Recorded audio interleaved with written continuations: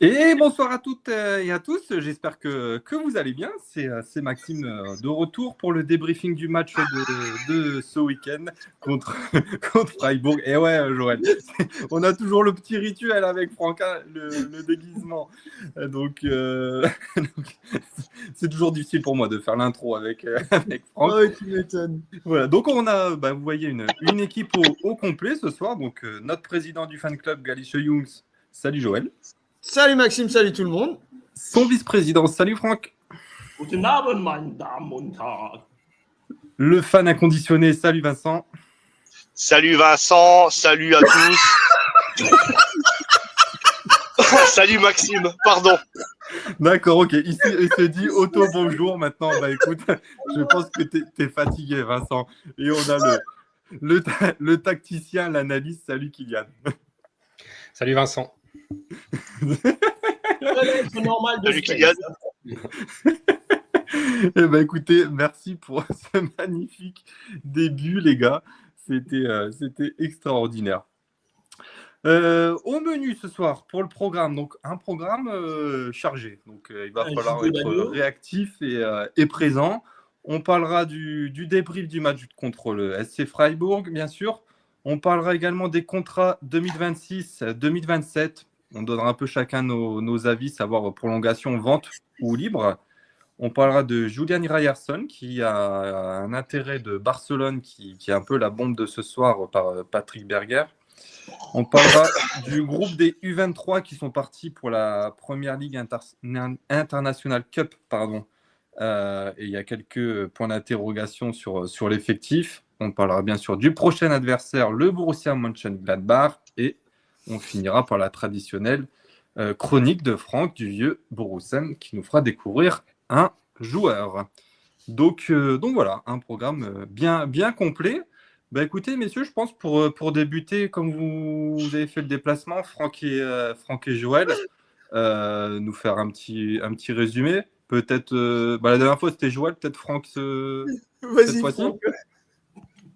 Vu que Joël est en incapacité de le faire. Ah ouais, on l'a. Putain, désolé. Donc, notre petit déplacement à Fribourg. Ah, regardez les trois beaux gosses.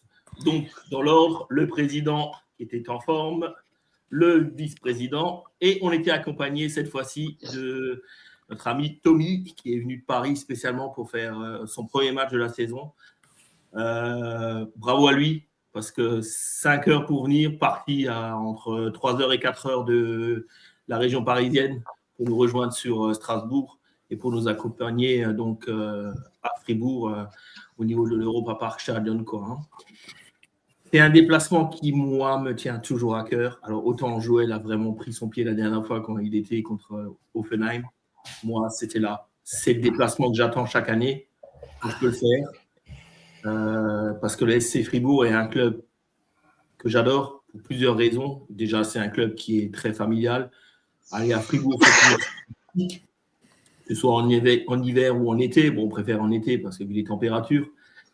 Là, on en a profité pour faire le marché de Noël et pour voir nos amis des fans français qui sont donc membres Mitglied du SC Freiburg et qui ont des abonnements pour voir les rencontres du SC Freiburg. Donc, c'est la famille, je veux dire, Nathalie, Memel, Timothée, le fils, et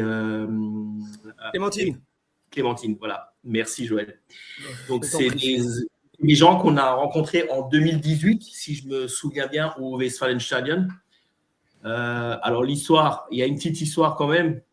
Je me suis lié beaucoup d'amitié avec Nathalie à cause d'un joueur qui a fait les beaux jours de SC Fribourg et qui est venu jouer chez nous après. Un attaquant et qui est venu chez nous en 2018. Philippe, le boss Philippe. Bien, bravo Kylian. J'aime trop Maxime Philippe. Voilà, Maximilian Philippe, Maxi Philippe, un joueur qui nous a réunis et c'est des fans, mais adorables. D'une gentillesse extrême. On a passé hier une journée, malgré le score, malgré, je veux dire, une deuxième mi-temps qui n'avait rien de footballistique, en tout cas de notre côté. Mais pour moi, c'était une des plus belles journées que j'ai passées en compagnie de mon alter ego, Joël et Tommy, quoi. Et c'était vraiment magnifique. Voilà. J'ai donné, comme a dit Maxime, c'était super, j'ai adoré. J'ai donné, avant le début de la rencontre, le nombre de points qu'on allait récolter. C'était pas voulu. Mais bon, voilà. Et c'est des gens magnifiques qui ont les mêmes valeurs et comme quoi c'est possible de pouvoir communier toute une journée avec des gens sans se prendre la tête, hein, parce qu'à la fin, on est allé boire un pot ensemble, c'était magnifique. Le score, on n'en avait rien à foutre, franchement, je vous le dis, mais c'était un partage et comme quoi le football peut véhiculer tellement de belles choses. Et remercie pour cette journée vraiment agréable qui, moi, m'a donné la banane. D'autres ont été en déprime. Et franchement, moi, je ne pouvais, sur cette journée, que apprécier ce déplacement magnifique en forêt noire. Okay, ouais, c'est clair qu'au vu des photos, voilà, c'était un beau petit souvenir pour vous deux, puis aussi pour Tommy, puis l'occasion de voir aussi un autre Galische Jungs sur le terrain. Moi, Joël, j'avais une petite question. On en est où sur ce projet de bus pour les Galisches? Alors, j'ai mon contact qui travaille à Monaco m'a promis un virement. J'en ai parlé au trésorier. Comme par hasard, le virement n'est toujours pas arrivé. Alors, on parle de problèmes de banque, faut vérifier les virements et tout ça. Donc, on y travaille. Ne vous inquiétez pas. Pour pas qu'on devrait y être. Pour pas, quoi. Donc, ouais, en tout cas, c'est vraiment extraordinaire de voir un fan club avec un bus comme ça. C'est ça, Franck, hein, c'est le fan club autrichien? Ouais, et je crois que c'est au niveau du Alltag. Ils avaient fait venir Neven Subotic aussi. Si vous voulez, où il y a un reportage sur le site du BVB, comment ils ont fait ce bus et tout. Hein. Vous le voyez au niveau peinture. Ouais, tout à fait. C'est magnifique. Hein. Et je tiens à dire qu'on a le budget pour ce bus, sauf en miniature. C'est tout. Écoute, il faut un commencement pour tout. Donc, on commence petit et on finira grand comme ce bus, qui sait, peut-être. Voilà. Donc, voilà. Bon, c'était le petit voyage de Franck et Joël sur le plus court déplacement pour vous en plus. Oui, je crois que 90 km pour moi. Donc, Joël est venu nous rejoindre chez moi et après, on a embarqué. Hein. On a pu voir en ville. Bon, on a fait un petit tour du marché de Noël. On a pu voir en ville, comme tu as pu me montrer sur les photos, l'armada du BVB, hein, qui était de 2 bus plus 4-5 minibus. Corbillard. Ouais, Corbillard, ouais, tout à fait. Corbillard. Ouais, Corbillard, tout à fait. Et donc, c'est Colombani, hein, je crois, l'hôtel, un truc dans le genre. Colombani, je crois qu'il avait dit Patrick Guillou. Ouais, tout à fait.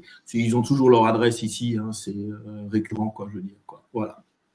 Okay, on peut noter bien évidemment que la peinture se décolle sur les bus et qu'on n'a pas le budget pour le refaire. Oui, je l'avais pas vu sur le devant gauche. En fait, c'est sur l'arrière. Sur une des photos derrière, quand tu étais vraiment près, tu voyais, ça se décollait comme ça, comme s'il y avait des bulles d'air. Et je fais, oh là, t'as un budget des Galische Jungs pour faire des trucs, tu sais. Nos amis de Fribourg nous ont demandé si on pouvait mettre les stickers à la limite à la place des Galische Jungs. Donc, bon, écoutez, merci pour ce petit passage et pour nous avoir raconté tout ça. On va partir dans le vif du sujet, comme d'habitude, avec la composition d'équipe. Donc, je vous la rappelle. Donc, dans les cages Kobel, dans l'axe Ben Sebaini, Schlotti, Chan. À gauche, Ruerson. À droite, Couteau. Dans l'axe Nmecha, Bellingham. À gauche, Chouponeka. À droite, Silva. Et à la pointe de l'attaque, Guirassy. On peut voir qu'il y a 2 petits plots blancs qui font que ce ne sont 2 joueurs manquants dans l'effectif. Donc, pour rappel, Duranville et Campbell étaient suspendus.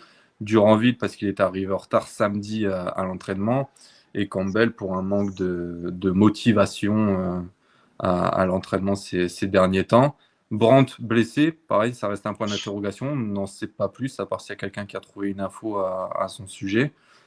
Et Sabitzer, toujours blessé. Anton et Anselmino blessés aussi pour quelques temps. Donc voilà la compo. Tiens, salut Vincent, qu'est-ce que tu peux nous dire sur la compo? Alors déjà, une composition qui sur le papier me plaît beaucoup. J'avais juste un gros point d'interrogation sur l'association Guirassy Silva. Bon, il fallait le découvrir, il fallait le faire au moins une fois, même si j'ai quand même, après le match, préféré l'association Silva Adeyemi, qui a fait quand même ses preuves.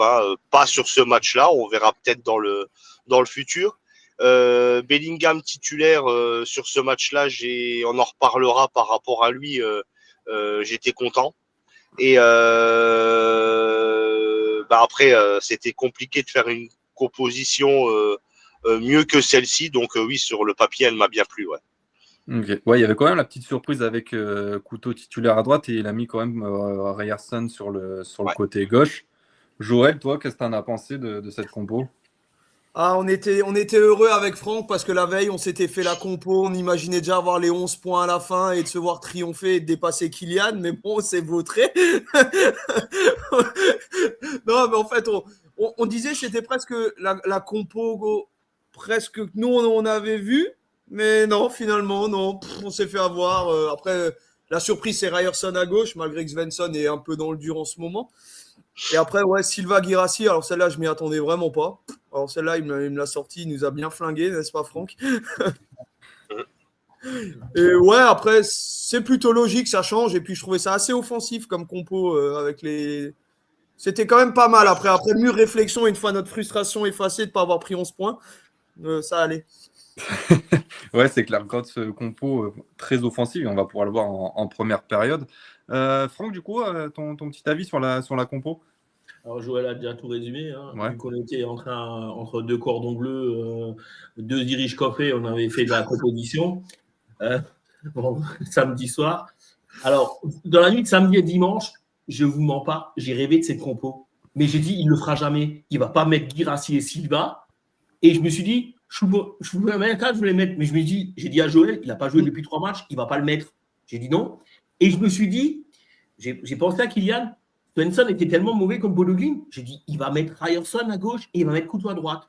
Mais j'ai dit, mais non, mais Franck, j'ai fait un rêve. J'ai dit, c'est pas possible, quoi. Je veux dire, avec Joël, on a fait tous les trucs. On s'est dit, c'était bon. Avec le dessert devant, tout. Ouais. Voilà. Eh ben, voilà. Il nous a fait une compo. La prochaine fois, quand je fais un rêve comme ça, je mettrai la compo, quoi. Bon. Ouais, vas-y, suis ton instinct. Des fois, faut. Ouais. Mais bon, après, franchement, c'est la meilleure compo, quoi. Je veux dire, il n'y a que de la logique. De toute façon, Ben Sebaini, Schlotterbeck, Chan, vu les absences et compagnie, on n'allait pas mettre Zule de toute façon. On n'a pas emmené Mané, on a mis un pion blanc à la place, quoi. Je veux dire, je ne sais pas. C'est pion blanc et plombian, c'est bien. Je ne les connais pas, pion pong pion et pion pion pion, je ne les connais pas. C'est coréen. Ah, ok, d'accord. Ah, c'est les 2 nouvelles recrues. Okay. Après, vu les prestations de trucs, Ryerson et vu que Couteau, franchement, est très bon actuellement. Quand vous voyez les centres de Couteau, je me demande comment Guirassy n'arrive pas à prendre le ballon de la tête pour les mettre dans les cages, quoi. Mais bon, il préfère faire son ciseau retourné à chaque match pour l'envoyer catapulter, je ne sais pas où. Ouais. Après, Guirassy, je me suis dit, oui, il fallait le mettre parce qu'il n'a pas un truc. Silva, franchement, oui. Choupeau, oui. La compo, voilà. Bon. Compo logique, hein. Ça c'est clair, tout le monde est un peu d'accord. Kylian, pour le mot de la fin, je pense que tu étais content de voir Svensson sur le banc. Ouais, après, c'est vrai que moi, je me suis retenu là, au dernier match où Franck avait prévu Couteau à piston droit et Ryerson piston gauche, et ça ne s'est pas produit. Et je me suis retenu de le vanner en lui disant, mais Svensson, il a joué 2 matchs piston gauche depuis que Kovac est là, ça fait 9 mois qu'il n'a pas joué là, évidemment que ça ne serait pas ça. Et ben, j'ai bien fait de me retenir, puisque du coup, le match d'après, il est effectivement piston gauche, mais du coup, on va avoir un vrai casse-tête avec ce poste de piston gauche où tout le monde est nul en fait. Svensson, il est nul, Ryerson, il est nul, mais un peu moins nul. Bayer, c'est pas son poste, et Ben Sebaini, c'est pas son poste non plus, je suis désolé. Donc, dans l'esprit, je suis d'accord avec vous sur le fait qu'on a le meilleur 11. Le seul regret que je puisse avoir, c'est... moi, j'aurais pas commencé Chukwuemeka, pas du tout, en fait. Moi, j'aurais mis Brandt nécessairement, sans doute comme certains d'entre vous. Mais le fait de mettre Chukwuemeka, ta composition, et ça s'est vu, je trouve, notamment en première période, ressemble un peu plus à un 3-5-2 à plat, où Bellingham jouait plus bas que d'habitude, Mecha jouait plus haut que d'habitude, et devant, il y avait vraiment Guirassy, Silva, que si tu mets Adeyemi, où là, pour le coup, tu peux jouer avec Silva ailier, Adeyemi ailier. C'est le seul truc qui moi, m'a vraiment déplu. Je jouais dans un milieu comme ça, vraiment à 3, à plat, comme ça a été le cas. Ça a toujours été défaillant. On n'a jamais fait un bon match dans cette organisation-là. L'association Guirassy-Silva, moi, sur le papier, je trouvais que c'était intéressant de la tenter, parce que je disais qu'ils n'étaient pas faits pour jouer ensemble, ils ne parlaient pas du tout le même football, mais quoi qu'il en soit, ça reste toujours à vérifier. Et après vérification, je ne change pas ce que j'ai dit, du coup. Mais par contre, on n'a pas trop parlé du choix catastrophique de ne pas prendre un banc complet et même de prendre un 3e gardien. C'est horrible, cette décision. Parce que, et sans parler du fait que tu sanctionnes Campbell et Duranville pour des raisons internes, ça, ok, c'est le choix du staff. C'est pas ça que je remets en question. C'est remplace-les par n'importe qui, en fait. Parce que Mané, lui, il n'a rien demandé. Le pauvre Mané n'a rien demandé. Euskan, il n'a rien demandé non plus. Et même s'il ne joue pas, même si Kovac ne les aime pas, un truc perso avec, ok, très bien, tu peux ni Euskan ni Mané, mais prends n'importe qui, en fait. N'importe qui de l'équipe réserve, n'importe qui du DU23, DU19. Fais vivre une première expérience professionnelle à ces jeunes, en fait. Même si tu sais qu'ils ne vont pas jouer, on s'en fout. Tu les envoies dans un stade qui, en plus, pas hostile. Franck et Joël me laisseront pas mentir. Pour baigner dans l'atmosphère pro, et même s'il ne rentre pas, en fait, c'est que bénéfique. Là, par contre, c'est une grave erreur. C'est une vraie faute professionnelle de la part de Kovac de ne pas avoir rempli son banc, d'avoir laissé Euskan au placard, mais pourquoi pas. Mané, je comprends pas. Et même si c'est passé de là, tu prends, je sais pas, les deux meilleurs de chez les U23, tu les prends et tu fais connaître la Bundesliga pour la première fois à des jeunes. C'est comme ça aussi qu'on encourage la formation. Et ben ça s'est pas fait, voilà. Ouais, c'est clair. Bon, après, je suis entièrement d'accord. Ouais, on connaît Kovac sur les jeunes. Après, on en parlera tout à l'heure, mais il y avait aussi ce petit souci de lundi, comme les joueurs une partie des joueurs U19, une partie des joueurs U23 s'en allaient avec le groupe en Angleterre. Donc, est-ce qu'ils avaient peur d'une blessure ou autre? Mais Mané n'est pas dans le groupe. Mais tu vas pas me dire que le groupe n'était pas commu des gens qui allaient en Angleterre quand ils ont joué, je veux dire, dimanche au BVB, vu qu'ils l'ont publié aujourd'hui. Donc, je l'ai mis en privé, je ne comprends pas qu'on n'emmène pas Mané. Donc, ça veut dire clairement, pour le gars, le choix, il est clair, tu ne comptes pas pour le club. Mais alors, autant qu'il parte, je veux dire, autant qu'il parte. Ouais. Après, comme dit Kylian, et je suis d'accord, pourquoi tu prends 3 gardiens? Je te l'ai mis en privé. Ah oui, mais je comprends, si Kebel se blesse, Meyer rentre, Meyer se blesse. Ah, et on a un 3e gardien. Ah, là, quelle assurance, quoi. Je veux dire, je vois rarement ça, quoi. Je veux dire, surtout sur un match de. Bon, bref. Et pourquoi, oui, on ne prend pas d'autres jeunes qui ne sont pas sur cette liste pour les faire jouer. Et Euskan, il a quoi? Il a la gale? Ou il a mis le nez dans le derrière de la femme de Kovac, quoi. C'est derrière, quoi. Mais c'est ça, c'est que l'excuse un groupe de jeunes va en Angleterre participer à un tournoi. Ok, très bien, un groupe de jeunes part là-bas, effectivement, tu veux les tenir prêts, et ben prends-en d'autres, en fait. On en regorge de jeunes, une équipe réserve, on a eu des U19, on a des U17. Je te demande 2 noms, en fait. 2 noms pour leur faire découvrir. Eux, ça sera une expérience de fou.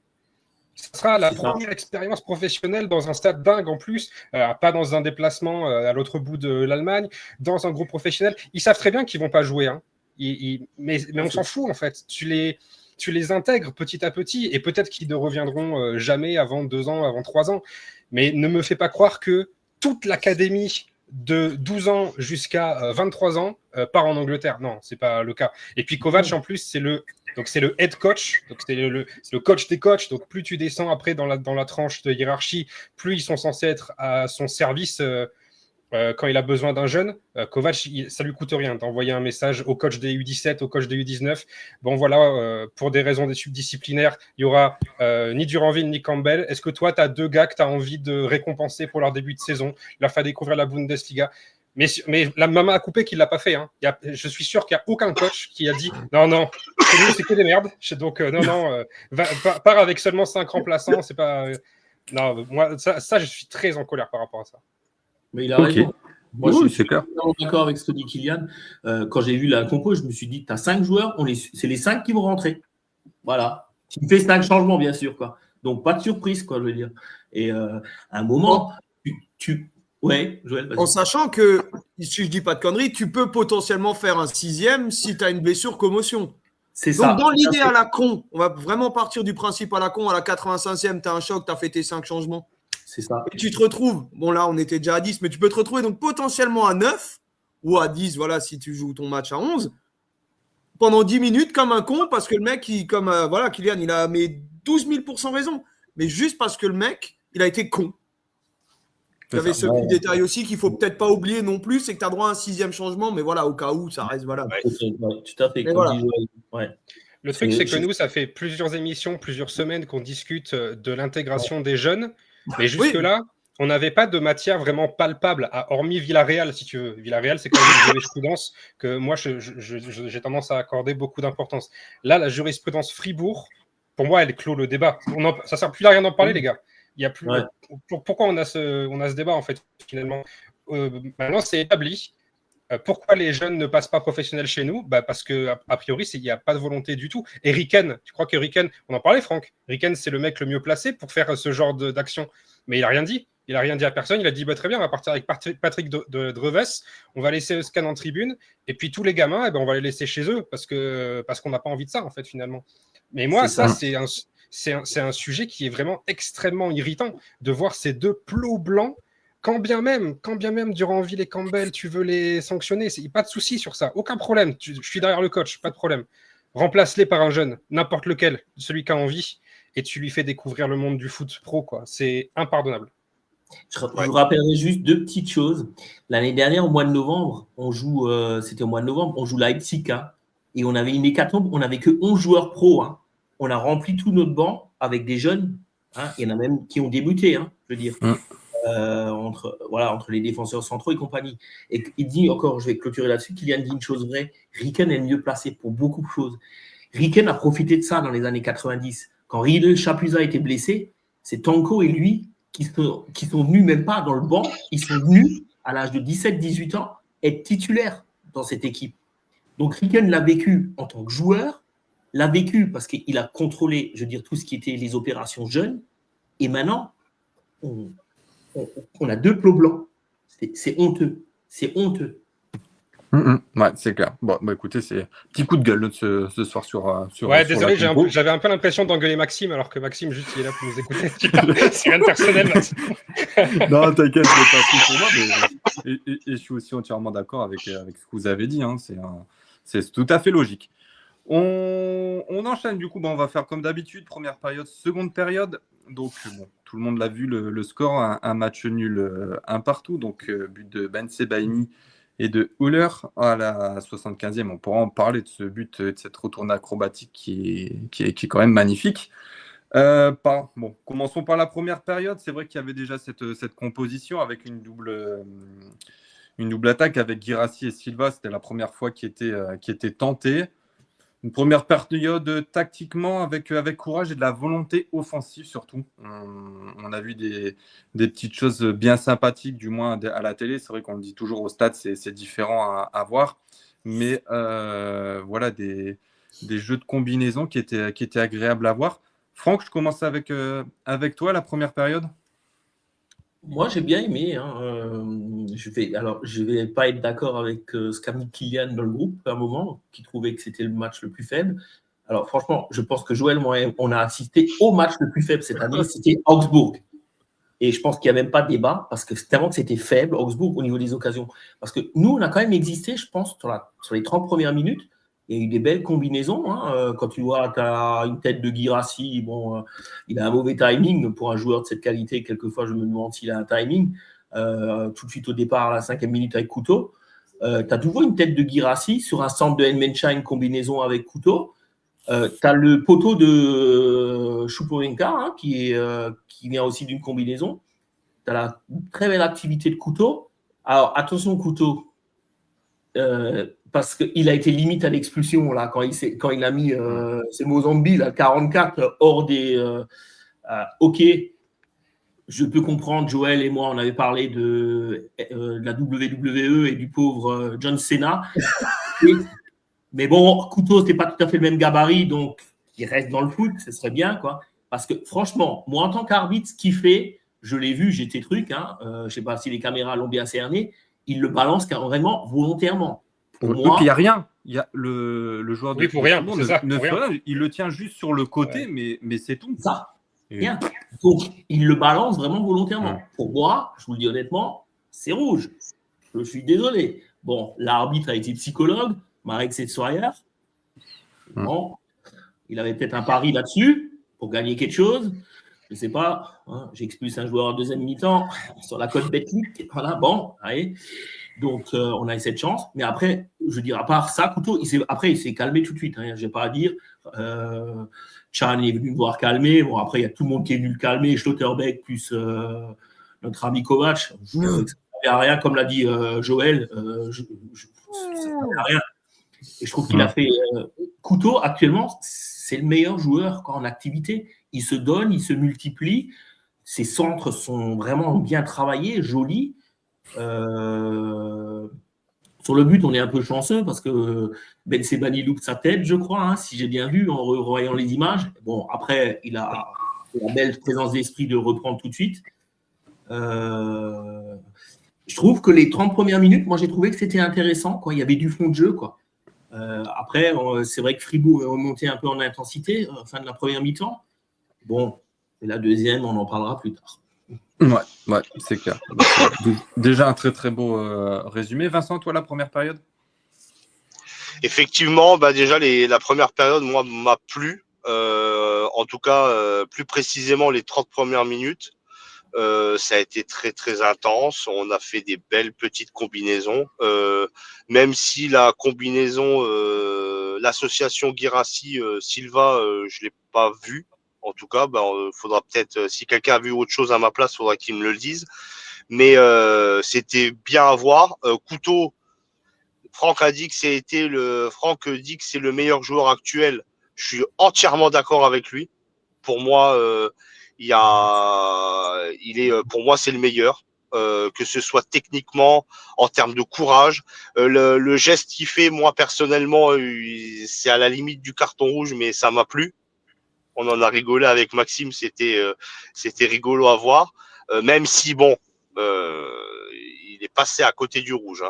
Mais après, ça a été un petit peu plus compliqué. Et la deuxième période, voilà. On verra après, effectivement, par rapport à la seconde période. Joël, du coup? On parle qu'il y a potentiellement carton rouge sur Couteau, mais la réaction du joueur de Fribourg vaut aussi carton rouge. Tout à fait. C'est pour tu ça qu'il reviens, tu le prends à la gorge, tu le pousses, c'est la même en fait. Donc finalement, voilà. Ouais. Après, on a quand même 2-3 occasions pour mettre le deuxième. Il y a c'était même pas encore ou l'ouverture du score, une frappe de Chan qui passe. Oui. Qui est arrêté. On a des occasions. Fribourg a des occasions aussi. Günther nous fait un drop à 10 mètres du but. Je la voyais déjà dedans. Heureusement, il s'est cru au tournoi à destination. Mais après, je trouve qu'on a fait une très bonne première mi-temps. C'était intéressant. Choupo-Moting, j'ai bien aimé parce que il revenait dans l'axe presque comme un 10. Et franchement, j'ai bien aimé. On a fait vraiment. Moi, j'étais content de la première mi-temps parce que ça faisait longtemps qu'on n'en avait pas vu une aussi bonne. Voilà. C'était franchement super intéressant. J'étais bien content de la première, de mener. Après, voilà, Fribourg, c'est une bonne équipe aussi. C'est pas des peintres en bâtiment, les mecs en face. Ils ont des occasions, ils les ratent. Mais je trouvais ça, franchement, dans le contenu, dans l'envie, c'était bien. Pour le reste, on aurait peut-être dû, sur nos 2-3 situations. Mais alors, Guirassy, putain, il en rate. À l'échauffement, on l'a dit avec Franck. Putain, il a planté tous les ballons de la tête. Il en a, mais quand je dis il en a pas raté un, il a mis tous ses ballons dedans, quoi. Le jour, il y a le match, putain, et il les rate, quoi. Donc, où est-ce qu'il en a une, je crois que c'est Franck qui l'avait dit, à la 5e, ça passe vraiment de ça. C'était vraiment, après voilà, tu l'as dit, le poteau de Choupo-Moting, et après il y avait quand même la frappe de Chan, qui, j'ai l'impression qu'il glisse un peu sur la scène. Surtout que, quand tu regardes l'action du départ, en fait, Chan fait le pressing. jusqu'au 16,50 m de Fribourg. Et après, je crois que c'est une récupération de Choupo-Méca. Donc déjà, au départ, c'est ce pressing qui fait que tu le récupères. Et après, voilà, tu as la situation. Voilà, tu peux foutre une praline Lucas, manque de bol, il glisse. Voilà, c'est comme... Voilà, c'est pas de bol. Mais dans l'intention, ouais, je trouvais ça bon. Et même le match de Chan, perso, j'ai bien aimé. Alors déjà, voilà, j'aime bien Emre Chan, mais j'ai bien aimé sa première mi-temps, en tout cas. Non, ouais, il était très, très, très solide. Kylian, pour clôturer la première période. Ouais, moi je suis beaucoup plus critique sur ce match, mais je vais peut-être le revoir. Je vais peut-être le revoir parce que du coup, vous me faites douter. Peut-être que je l'ai regardé, j'étais à moitié endormi. Mais moi, je retiens vraiment pas grand-chose de bon. Et je parle même de la première mi-temps, parce que la seconde, seigneur. Mais la première mi-temps, même la première mi-temps, je la trouve vraiment, vraiment pas exceptionnelle. Guirassy, ses têtes, il a le droit de les cadrer à un moment donné, parce que pour le coup, les deux centres sont pixels. C'est assez remarquable, la qualité de centre. Je crois que c'est Couteau sur le premier, mais bon, Couteau, moi, je suis plutôt étonné de la précision technique de ce mec. Et le deuxième, je crois que c'est Nmecha, sur une touche de balle, il la met et dans la bonne zone. En plus, Guirassy est tout seul. Il cadre aucune des deux. Ouais, c'est criminel de ne pas réussir ça. Silva, trop transparent, beaucoup trop transparent à mon goût. Chukwuemeka, en fait, Chukwuemeka, pour moi, il est victime de l'intention de jouer dans un milieu à 3, quoi. Parce que même Mecha, je ne l'ai pas trouvé très très bon. J'ai bien aimé Bellingham. Bellingham, pour moi, on rentre à la mi-temps, c'est peut-être le milieu qui a le mieux distribué de jeu, qui a été le plus impliqué dans le collectif. Et du coup, j'étais assez content. Et j'ai encore pensé à Franck, notamment, parce que le jeu passait par les milieux. Et c'est vrai que le jeu est tout de suite beaucoup plus fluide que quand tu balances sur les ailes. Mais devant les deux ennemis de devant avec Chukwuemeka, j'ai pas du tout aimé Ryerson non plus. Franchement, Ryerson. En fait, on n'a plus qu'un seul bon joueur de couloir, quoi. Parce que ce soit Ryerson ou Svensson, j'ai toujours une petite préférence pour le Norvégien, mais sa première mi-temps, son match dans l'ensemble, il n'y a pas grand-chose à sauver. Et voilà, malgré tout, à la mi-temps, je trouve ça normal que tu reviennes avec un but d'avance. Le but de Ben Sebaini, effectivement, il s'en mêle un peu les pinceaux et il finit par s'en sortir, mais c'est récompensé du poteau de Chukwuemeka, des deux occasions de Guirassy qui ne cadrent pas, de la frappe de Chan, tout ça. À la mi-temps, que tu reviennes devant, je suis quand même d'accord avec vous sur ça. Oui, c'est clair que le score était logique à la mi-temps. C'est vrai que tu l'as bien souligné, le milieu de terrain était vraiment intéressant. Nmecha, c'est vraiment la plaque tournante. Il a vraiment le coup de rein. Je ne sais pas s'ils lui ont changé tout le bassin, mais il est quand même dévastateur sur ses. Mais ouais, très intéressant. Et c'est vrai que Bellingham, on a beaucoup craché dessus, et moi le premier. Et je l'ai trouvé vraiment aussi intéressant sur cette première période où il était vraiment là sur l'aspect défensif. J'ai bien aimé et sur le marquage du joueur.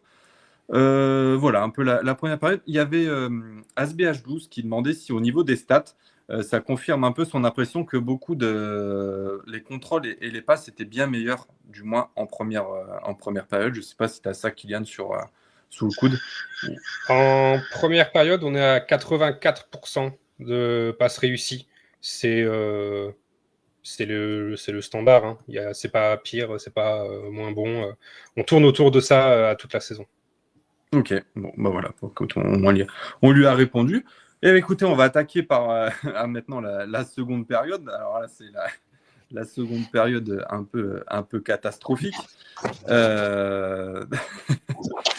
Il y a un fait de jeu qui a lieu à la 54e minute avec l'exclusion de Bellingham. Mais bon, on va dire que c'est pas lui le plus fautif, mais on va pouvoir en parler. C'est Gregor Kobel qui relance.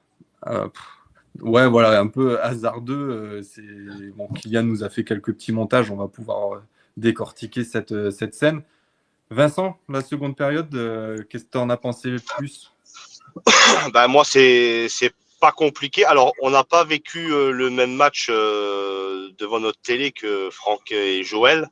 Là, moi, je suis pas un expert en foot. C'est le fan et le supporter du Borussia qui parle.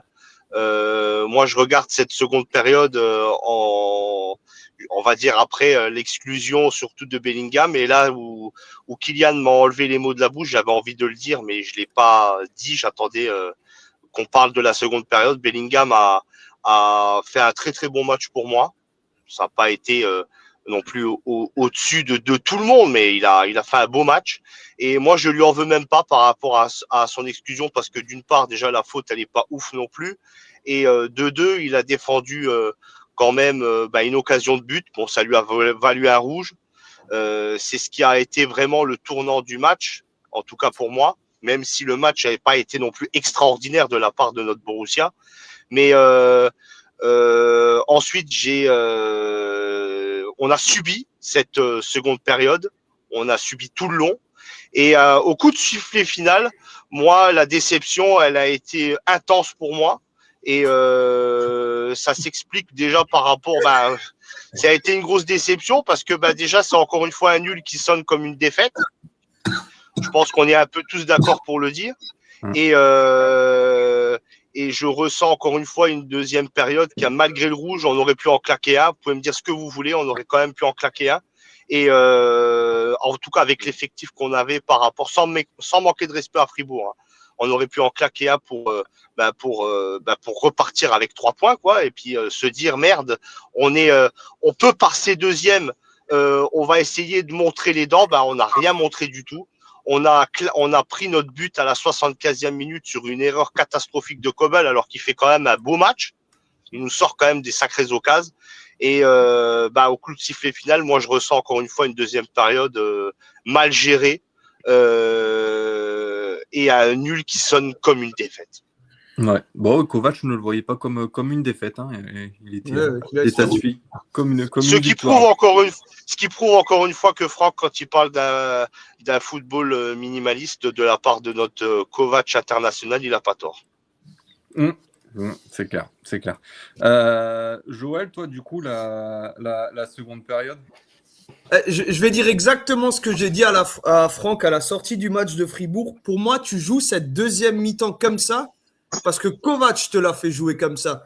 Parce que quand l'erreur de Kobel, la relance, on va pas revenir là-dessus. Mais moi, ce qui m'a vraiment marqué, et ça, c'est, je pense que peut-être vu du stade, ça s'est remarqué. Ouais. Tu fais rentrer Kroos, c'est une chose. Bref, mais Kroos a pratiquement joué comme un 9,5. Oui. Il était sur la même ligne que Guirassy. Et en fait, c'est ce que j'ai dit à Franck. Alors, pourquoi tu laisses pas Silva Guirassy, tu fais redescendre Choupo-Moting?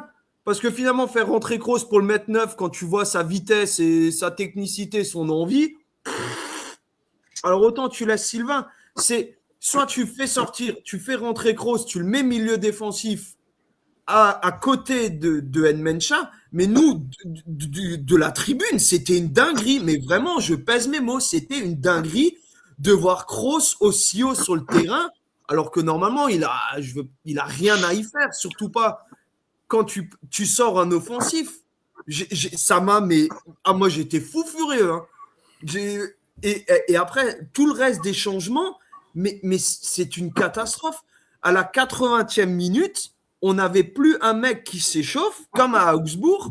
Et là, je me dis, mais comme j'ai dit contre Augsbourg, mais si tu as une blessure à la 93e, les mecs, pendant 13 minutes, il faisait 3 degrés, tu es assis comme un con sur ton banc de touche, et le mec, il te fait rentrer Zoule Adeyemi, parce que la rentrée d'Adeyemi, il n'a pas beaucoup couru. Mais comme à Augsbourg, en fait, parce que le mec est froid.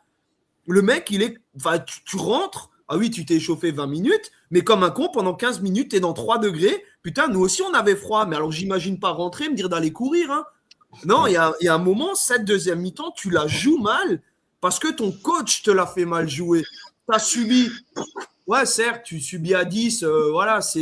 Mais tu fais rentrer Adeyemi plus tôt. Envoie des parpaings, fais-le courir finalement parce que ça n'aurait rien changé.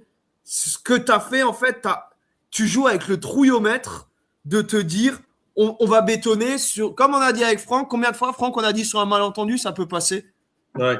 C'est comme tout, en fait, avec Kovac sur un malentendu, ça peut passer. Je fais une compo, allez, la pièce tombe du bon côté, je fais des changements. Pour moi, cette deuxième mi-temps, elle est 100% de la faute de Kovac. On ne me l'enlèvera pas. Non, c'était vu du terrain. Kroos, c'était. Non. Non, il peut rien, hein. Mais alors mets le 6, mais le fais pas Ouais, jouer comme un 9. Puis après, faut pas oublier aussi qu'à un moment, il y a quand même Guirassy qui sort à la place de Beyer et tu te retrouves quand même avec une attaque Beyer grosse. Hein. Voilà, C'est- laisse Silva, Guirassy, Mais en oui. fait, si tu veux jouer, même sur des comptes. Mais en fait, tu te retrouves avec Kroos au même poste que Silva. C'est ça, en fait, qui nous a. Ça m'a buté, hein. Perso, il a pris tous les noms, hein. Bon, mais normal, quoi. C'est vrai que les C'est choix de remplacement sont catastrophiques. catastrophique. Et le but, voilà, on a dit avec Franck, le mec, il va te la tenter 50 fois, 49 fois, il passera et tu auras 3 pigeons, il y a 2 bières de renversées dans les tribunes, là, elle rentre, voilà, c'est un coup de génie. C'est un coup de génie. Oui, Mais parce que je après, sais plus si c'est Chan ou Kobel qui le dit en conférence, mais ouais, quoi. En fait, ouais, il le fait une fois, mais à tout moment, les autres fois, ça rentre pas, quoi. Donc, mais après, voilà, il est magnifique son but. il est magnifique, on peut rien C'est- enlever. C'est mérité pour Fribourg. Ils ont attaqué, ils ont tenté. Alors nous, tu fais gagner du temps, tu te roules par terre, tu mets 20 secondes pour aller chercher la balle, pour faire une touche, machin. Tu vois les 2 dernières touches de Bayer, tu pourras demander à... Putain, mais Ouais, c'était non, mais catastrophique. franchement, cette dernière touche, finalement, c'est ta seule occasion de la deuxième mi-temps d'aller dans la surface de Fribourg et tu fais des touches, mais ah oui, enlever le panneau publicitaire parce qu'il te gêne pour envoyer une balle en touche. Non, mais sérieux. Oh là, non, mais cette deuxième mi-temps, elle est du stade, mieux vaut pas les. Vous étiez mieux au canapé pour la voir, hein. Ah ouais, je pense, ouais. La dernière touche de Bayer, donc touche longue, pourquoi pas? Touche longue, c'est une arme comme une autre. Oui. Il l'envoie dans une zone, il n'y a pas un joueur de Dortmund. Voilà. Il y a pas un- Il l'envoie dans une zone, il n'y a que les défenseurs de Nous, Fribourg. Et on est juste à en la face, 96e. On est exact en face. On est en C'est face, ridicule. exactement. Donc, ouais, non, ça, c'est clair. Bon, après, comme vous l'avez dit, hein, il a bétonné. On est parti plus sur on s'est replié en 5-3-1 avec les changements qui sont arrivés.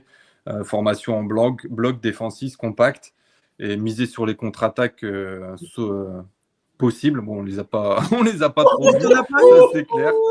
Mais en fait, t'en as pas eu parce que sur toutes les phases défensives, voilà, mais t'avais Guirassy dans les 25 mètres de Dortmund. Quand Couteau récupérait les ballons ou Ryerson, il levait la tête, t'as pas de solution que d'envoyer un parpaing devant. Et en fait, en mettant Guirassy, tu peux avoir un mec qui court vite, qui va prendre, parce que voilà, derrière à Fribourg, ça va pas non plus très très vite. Mais tu aurais pu te donner cette possibilité de te créer une ou 2 occasions. Et en fait, ouais, non,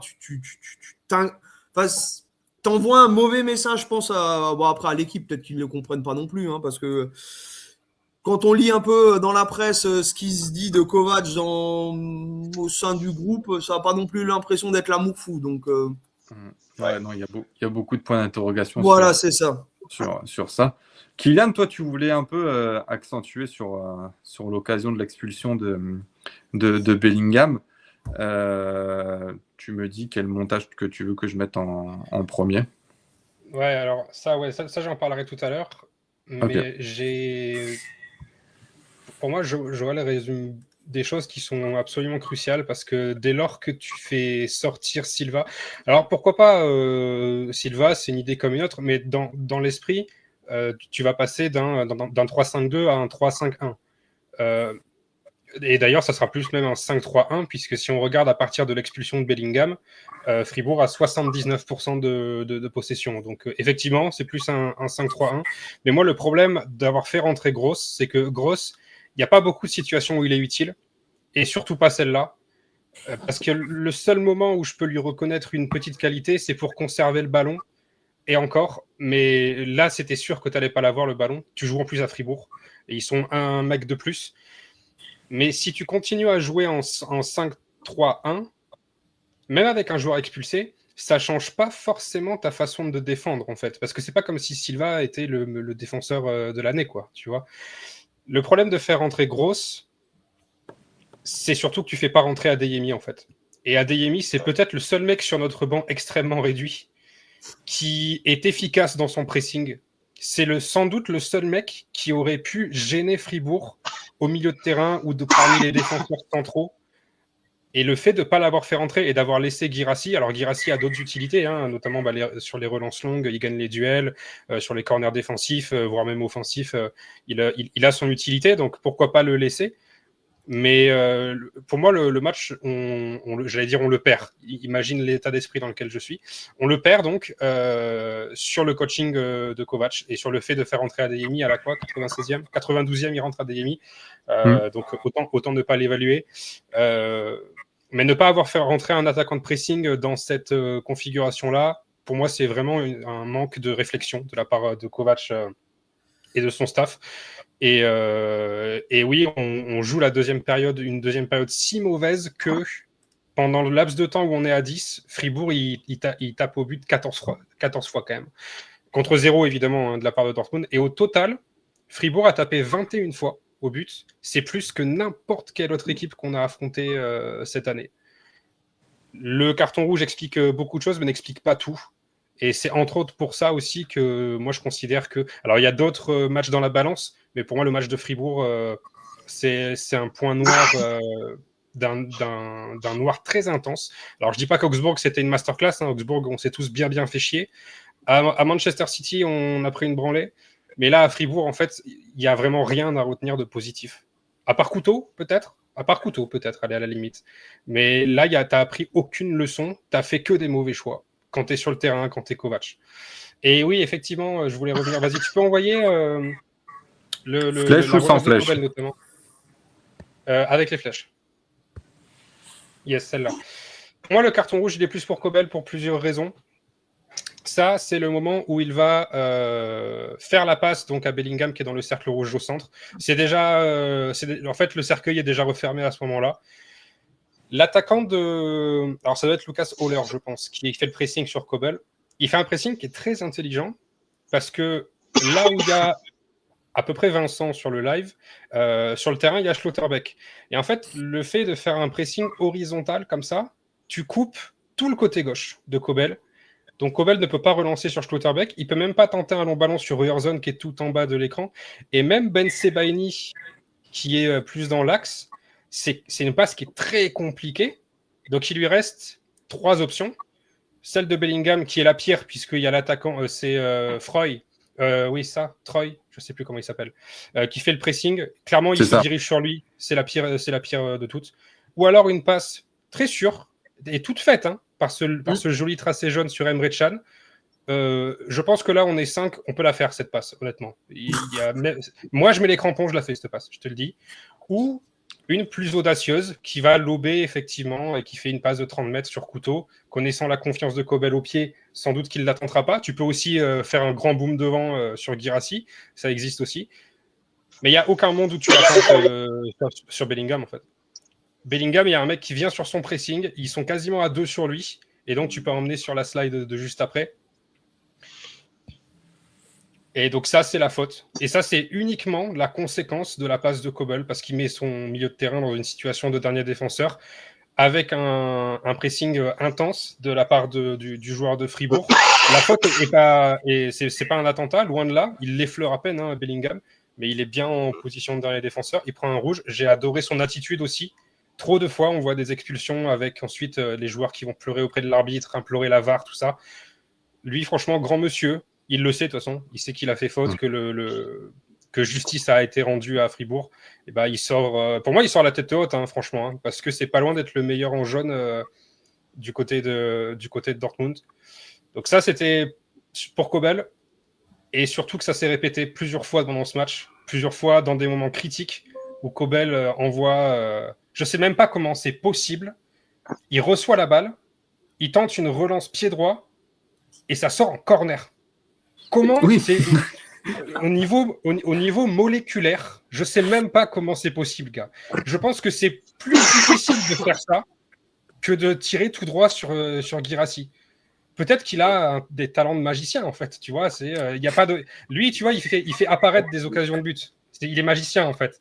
Au lieu de les annihiler, il les fait apparaître là où il y en a pas, tu vois. Mais c'est extraordinaire la performance de Kobel. Donc pour moi, c'est lui qui doit prendre rouge. Hein. Franchement. Si lui il prend rouge, et en plus on a 2 gardiens sur le banc, ça va être l'occasion de les faire jouer. Donc voilà, bon, ça c'est Ouais, c'est un peu ça. C'était mon plaidoyer pour Bellingham, même si du coup je suis content que vous l'ayez tous vu et interprété de cette façon-là aussi. Bah ouais, c'est clair. C'est vrai que cette occasion que tu viens de rappeler, là où il fait un drop en fait, et ça arrive à passer, mais sur le côté pour partir en corner, c'est Et on se prend le deuxième but là-dessus. Hein. Et on se prend le but là-dessus. ouais. Et on se prend un but, on se prend un. Il y a hors-jeu, mais les conséquences. Voilà, tu peux perdre le match sur un dégagement qui est pour un gardien du niveau à Kobel largement faisable, mais tu peux prendre le 2-1 là-dessus. C'est ça où c'est dramatique. Et il aurait été fautif sur les deux buts encaissés. Parce que le premier, c'est lui, et le deuxième, c'est ça. Ouais. C'est vrai qu'il y avait quand même des alertes. Il ne faut pas oublier qu'à la 71e, il y a la barre de transversale de Suzuki. Donc, ça sentait venir un peu le but. Franck, je te laisse le mot de la fin, le mot du sage pour clôturer cette rencontre. À deuxième mi-temps, à la mi-temps, je dis à Tommy, je dis tiens, on est du bon côté, on va voir, parce qu'on était, nous, du côté où le Dortmund attaquait en deuxième mi-temps. J'ai dit c'est bien, parce que c'était prometteur avec tout ce qui se passait. J'ai dit on va avoir des buts en deuxième mi-temps, parce que je sentais qu'on avait la capacité de pouvoir en mettre. Hein. Et ben non, on a eu droit à la masterclass de Kobel et la masterclass de Don Kovac, hein, qui nous a fait des changements tout à fait... Joël a raison. Hein. Moi, j'aurais sorti Guirassy et j'aurais mis Silva et Adeyemi, vu que je pense que c'est les deux joueurs qui sont le plus rapides et les plus nerveux devant. Et parce que surtout, quand vous regardez la charnière centrale de Fribourg, hein, c'est Ginter qu'on a eu chez nous. On sait que Ginter, c'est pas le plus rapide. Et son bonhomme à côté, normalement, c'est toujours Linhart. Mais Linhart n'était pas là. Donc, il y a eu qui ? Il y a eu Alexander Jung, qui a 34 ans, je ne vous rappelle pas, ce n'est pas le plus rapide des défenseurs centraux non plus. Quoi. Donc, je pense, de l'avis de Joël, il fallait mettre deux mecs qui étaient rapides et essayer de leur mettre une pression derrière, leur essayer de faire une... Mais on n'a rien fait de ça. On a fait les mauvais changements en deuxième mi-temps. Et on a perdu ce match au moment où Kovac a essayé de trouver une stratégie suite à l'exclusion de Bellingham, mais la stratégie, c'est dans le genre oh là là, on mène à 0, on va rien risquer, on va mettre tout ce qui peut être plus défensif. Et donc, mettre Gross en 9,5, c'était. Oh. De toute façon, le moment où il fait rentrer Gross, on est d'accord qu'il n'y a aucun d'entre nous ici qui avait l'espoir de voir, ou l'idée de voir du foot. Le moment où il fait rentrer Gross, c'est terminé. C'est fini. Ah bah nous, c'est ce que je t'ai dit avec Tommy. J'ai dit, maintenant, il va falloir faire de la résistance. Et j'ai dit, et nous, on avait dit, on ne tiendrait pas. On ne va pas tenir, c'est sûr. On est à Fribourg. Fribourg, ce n'est pas les manchots, comme a dit Joël. Ils savent jouer au foot, hein, je dirais. Voilà. Mais l'entraîneur des gardiens, c'est qui chez nous ? Enfin, je me demande, qu'est-ce qu'il travaille par moment avec Kobel ? Parce que Kobel, on fait venir il y a 4 ans, hein, ou presque 5, hein, je veux dire, parce qu'il est meilleur que Burki au pied. Qui est venu chez nous, je trouve que la tendance, il est de plus en plus mauvais au pied. Quoi, je veux dire. C'est ce qu'on disait, hein. Au fil des années, il est de plus en plus mauvais. Il est de plus en plus mauvais. Alors, après, Grégor, je t'adore parce que tu nous as sauvé tellement de situations. Je ne peux pas vouloir. Mais on a dégagé Burki parce que Burki ne travaillait pas ses points faibles. Mais là, je ne sais pas. Je veux dire, je ne comprends pas ce qu'on peut travailler en entraînement que avec des gardiens, je veux dire, des trucs. Et Kovac, mais pitié, le foot, c'est fait pour être gagné, c'est pour mettre un ballon dans le but, quoi, hein, je veux dire. Vas-y, sors-toi les doigts du cul, prends des risques par moment, quoi, je veux dire. Mais les bons risques, pas truc. Quand il parle avec son frangin, j'ai l'impression que, tu sais, ils sont là, qu'est-ce qu'on va mettre comme barbonnet pour plus jouer, quoi, je veux dire, quoi. Mais ouais, c'est ça. Son frère, il a l'air dépité quand tu le regardes. Le moment où il parle à son frère, pour moi, il y a une première discussion qu'il doit avoir, c'est « Ok, on est à 10 sur le terrain de Fribourg, le match va tourner, qu'est-ce qu'on fait ?» Et en fait, par facilité, parce que c'est le football de Kovac, par facilité, c'est on va bétonner, on va essayer de maintenir le 1-0, et le moment où il y a le 1 partout, c'est trop tard. Tu ne peux plus changer ton équipe à ce moment-là, tu as fait rentrer Pascal Gross en 9. Donc c'est fini en fait. Pour moi, c'est ce changement qui tue le match. Après, tu me diras, si on tient le 1-0, parce que Gross tient le ballon merveilleusement. On dira à Kovac, putain, il l'avait vu venir beaucoup plus que nous. Mais franchement, c'est un monde qui n'existe pas. C'est la Terre numéro 67. Et sur notre espace-temps à nous, il n'y a pas un monde où tu fais rentrer Gross et tu finis avec les 3 points. Non. Ça n'existe pas, ça. Et tu as de la chance de le prendre qu'à la 75e, le but. Parce que si tu le prends 10 minutes avant, le match, tu le perds. On le perd. Et vous savez une chose, la réflexion quand on a rejoint nos amis de Fribourg, parce qu'on s'était donné rendez-vous à la fin, Nathalie me dit, mais qu'est-ce que vous avez fait? Vous avez pourtant la qualité d'un effectif pour même nous balader à 10. Moi, je lui ai dit, on va voir ça avec Kovac, parce que lui, je pense que non. Je suis désolé, Kovac est minimaliste, mais dans tout.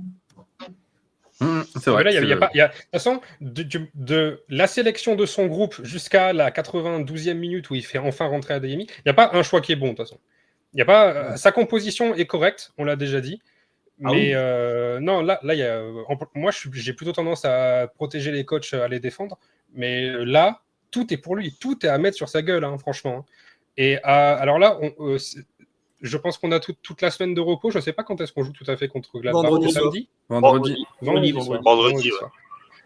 Vendredi soir, les gars, il n'y a plus Ben Sebaini, il n'y a pas Sabitzer, il n'y a pas Bellingham.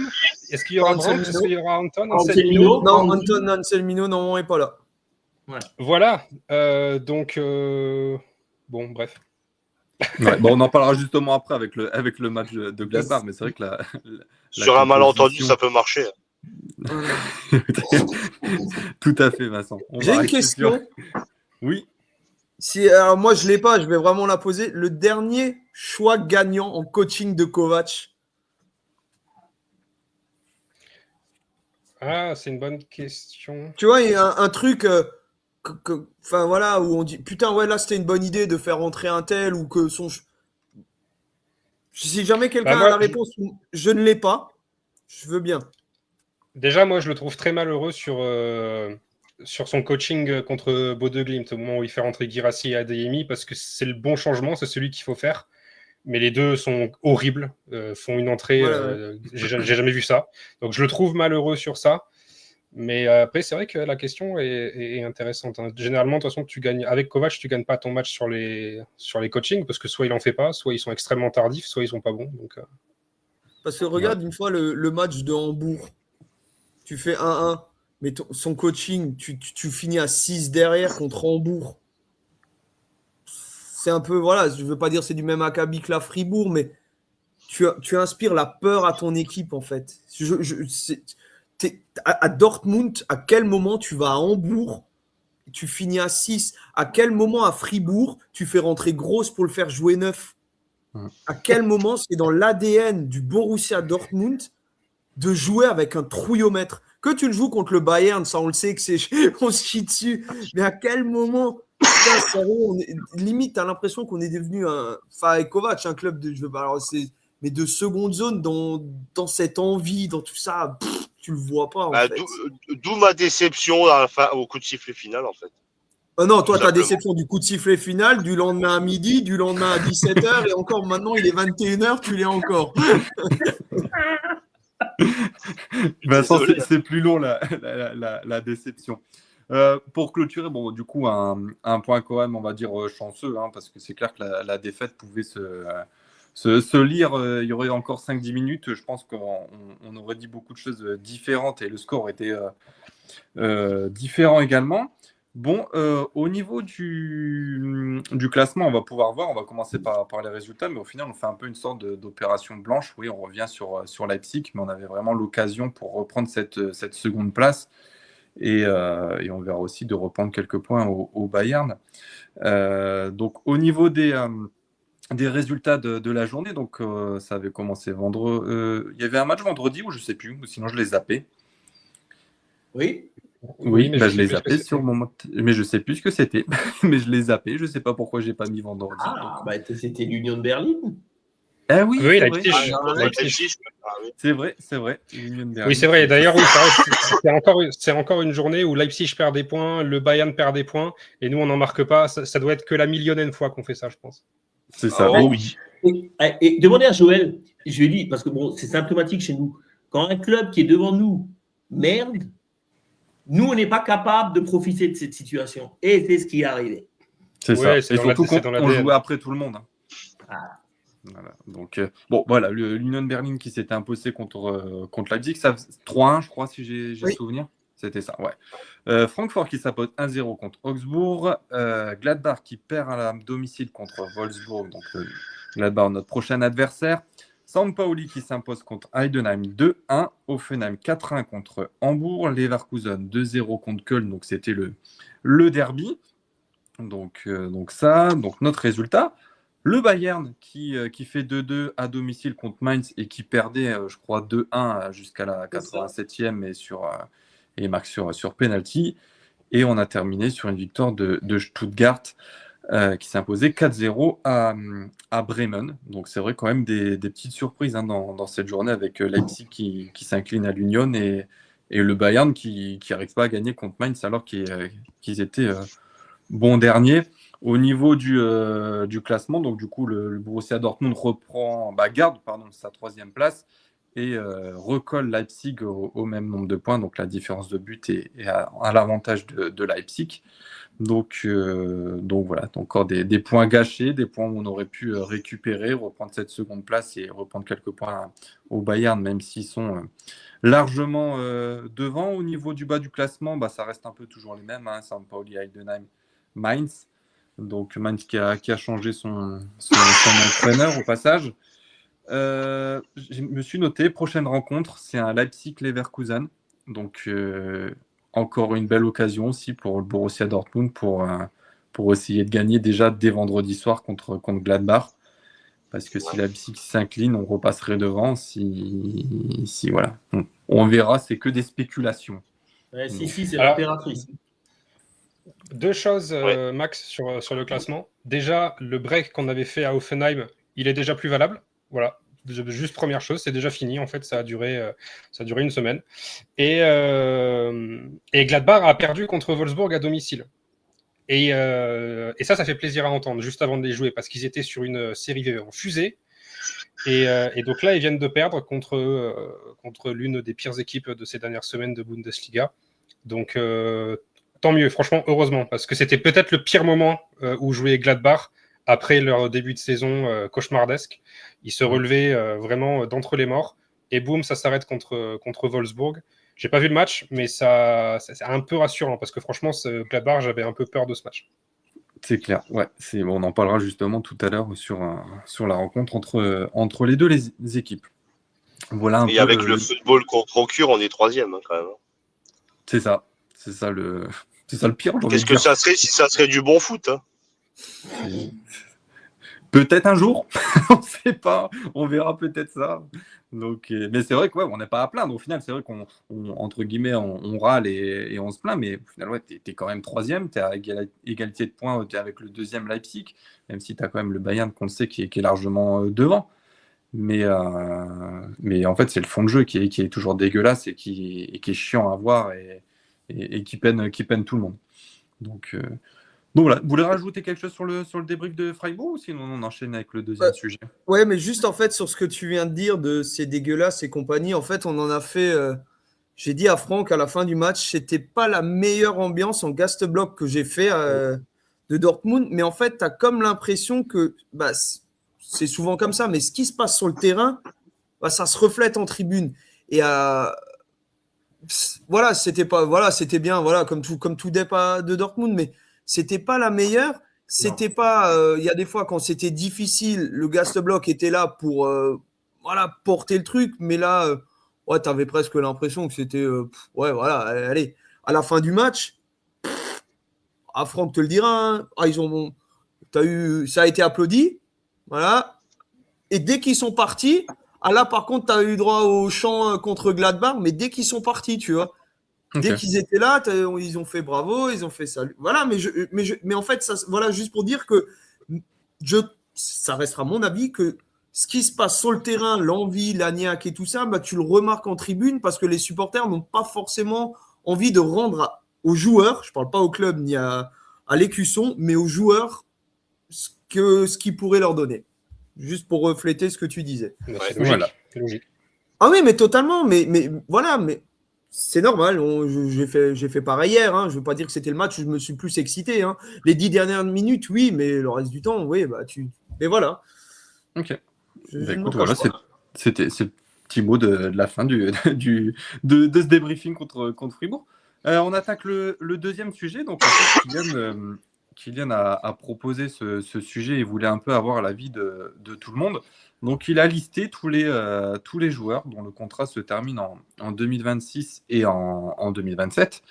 Et il voulait savoir de la part de chacun qu'est-ce qu'on faisait avec ces joueurs. Est-ce que prolongation, est-ce qu'on libère pour surtout ceux en 2026 ou on vend pour ceux qui sont en 2027.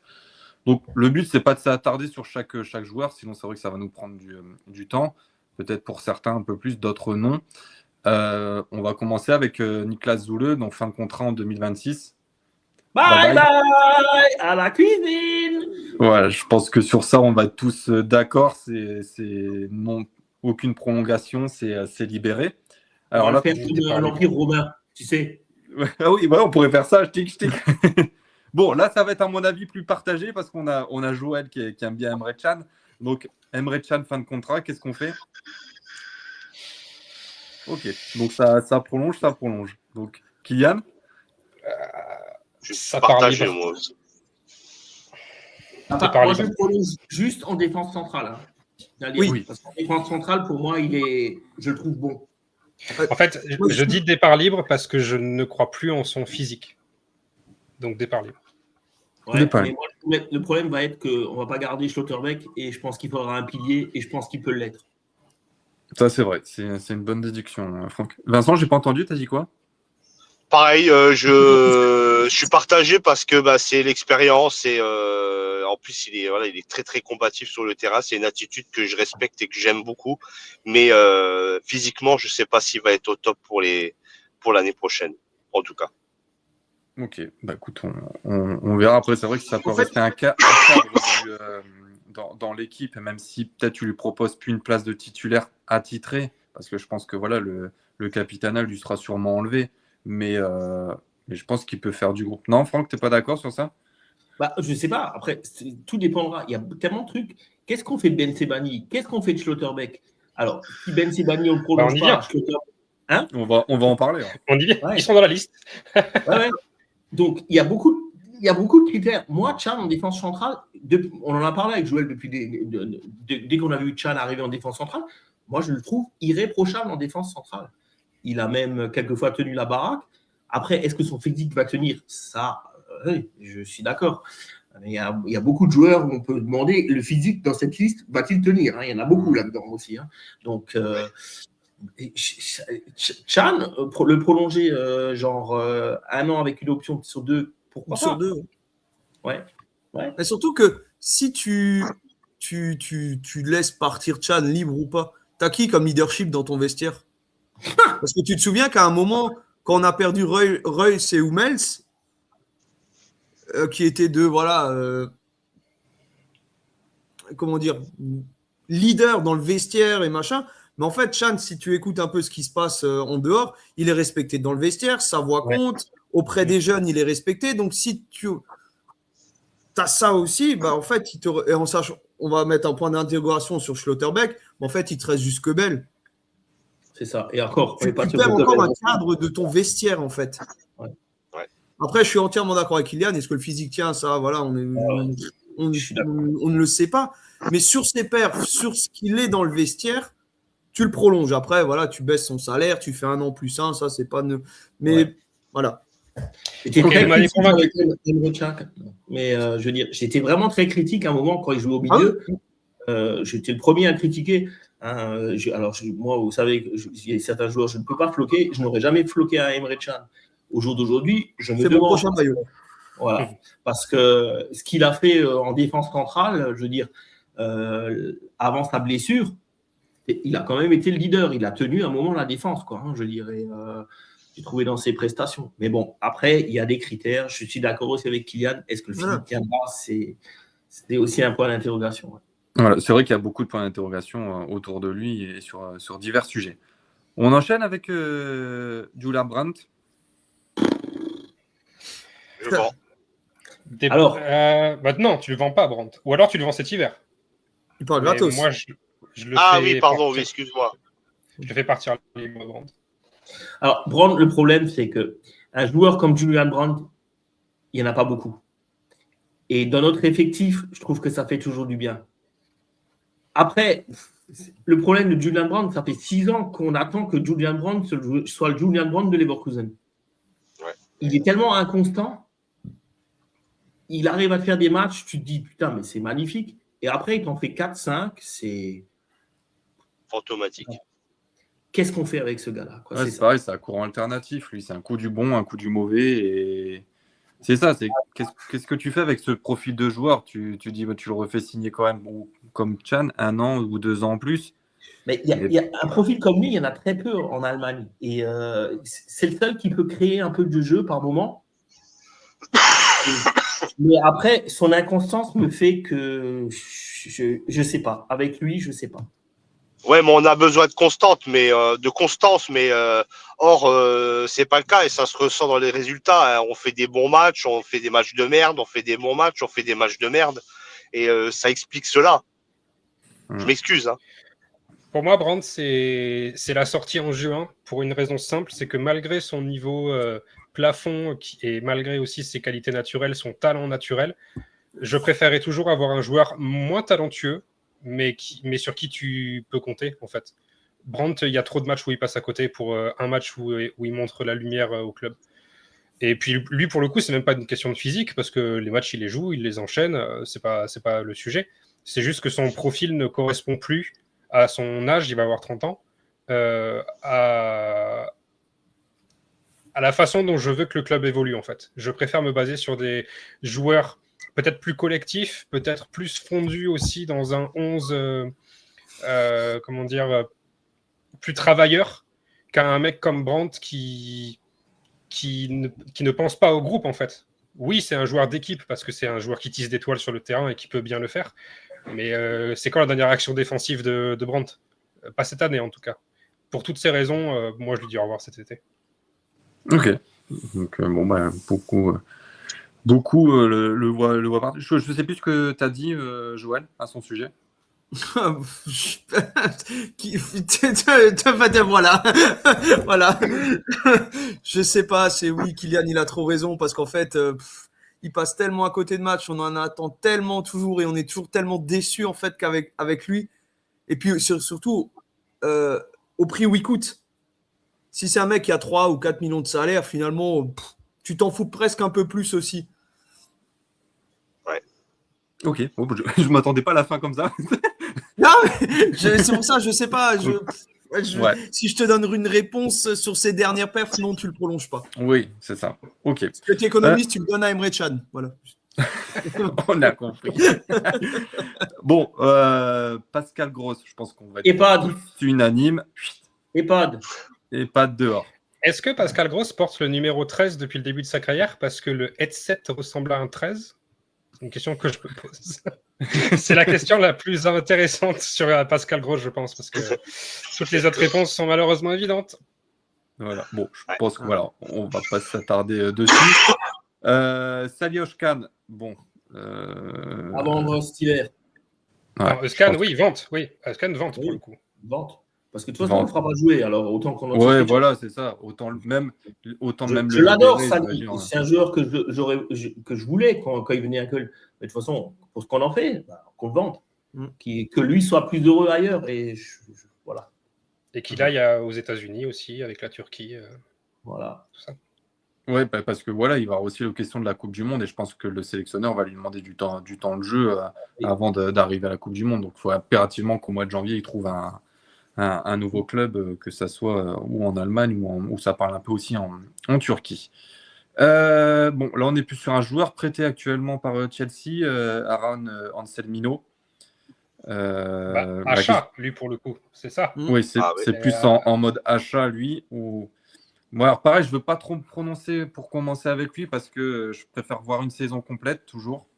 Mais vous, je ne sais pas ce que vous en pensez. C'est pas nous qui décidons de toute façon. Hein, alors, parce que de toute façon, le prêt n'est pas avec option d'achat. Alors, donc, c'est pas nous qui décidons. Hein. Je veux dire, c'est Chelsea qui va décider. Hein, je veux dire. Il est évalué à 8 millions, je crois. Ouais, mais il a encore 5 ans. Kylian va nous dire ça. Ouais, mais c'est ça. Mais le vrai problème d'Anselmino, c'est qu'il a un contrat très long, en fait. Il va falloir acheter beaucoup d'années de contrat à Chelsea. Okay, même s'il est valorisé 2031. À 8 millions, voilà, même s'il est valorisé à 8 millions, tu ne l'auras pas en dessous de 20, quoi. Parce qu'il faut racheter trop d'années de contrat. Ceci dit, j'ai l'impression que Chelsea sont nos copains. On peut s'entendre sur une priorité sur le dossier Guirassy, par exemple. Je dis ça. Mais Anselmino, en fait, moi, je l'achète pour une raison très simple, c'est que le secteur défensif sera décimé parce qu'on n'a pas encore tout à fait terminé avec le secteur défensif.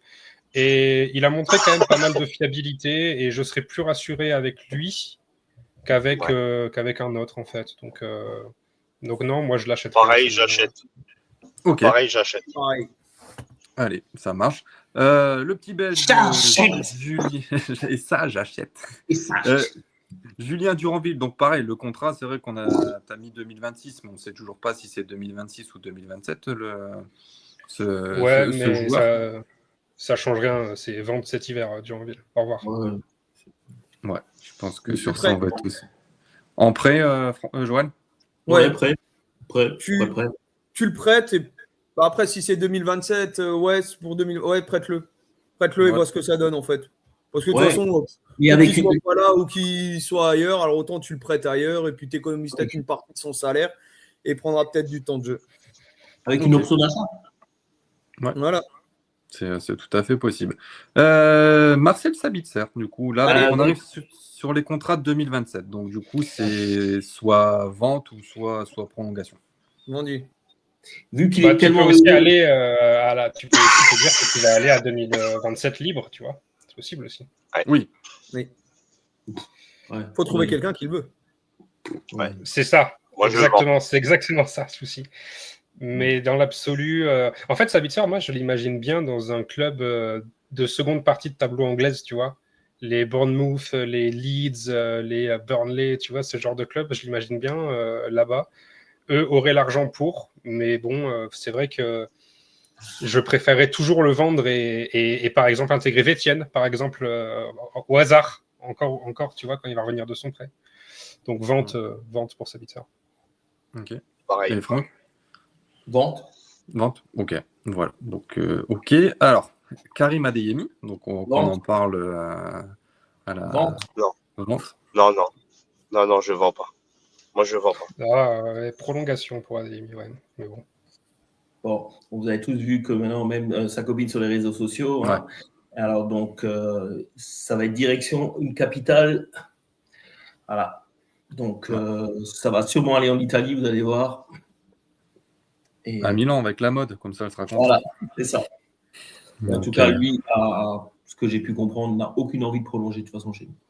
Voilà. De toute façon, quand les joueurs ils commencent c'est long, ça réfléchit et tout, c'est jamais de bon augure. On va le voir, justement. Nico Schlotterbeck.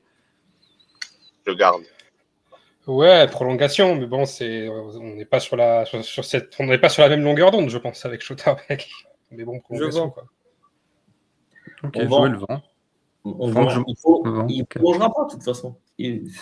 Après, Dietmar Hamann a dit une phrase qui peut sembler vraie. Il a dit, vu sa réaction d'après-match contre Bodo Glimt, c'est la réaction d'un mec qui va prolonger. Alors après, vrai, pas vrai, j'en sais rien. Mais Hamann, bon, c'est pas non plus... Hamann, c'est chaque fois planté dès qu'il a dit quelque chose sur le Borussia Dortmund. Chaque fois. C'est vrai.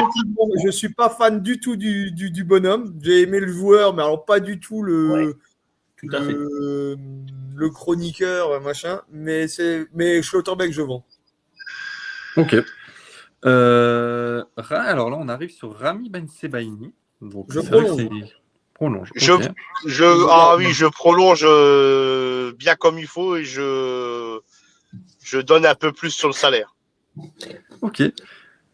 Kylian, oui, prolongation sur Bensebaini, c'est le maître absolu, le patron, le plus grand de tous. Donc, il faut ce qu'a dit Vincent, prolongation de au moins 2 voire 3 ans. Et puis, oui, une rehausse du salaire, ça me paraît extrêmement mérité.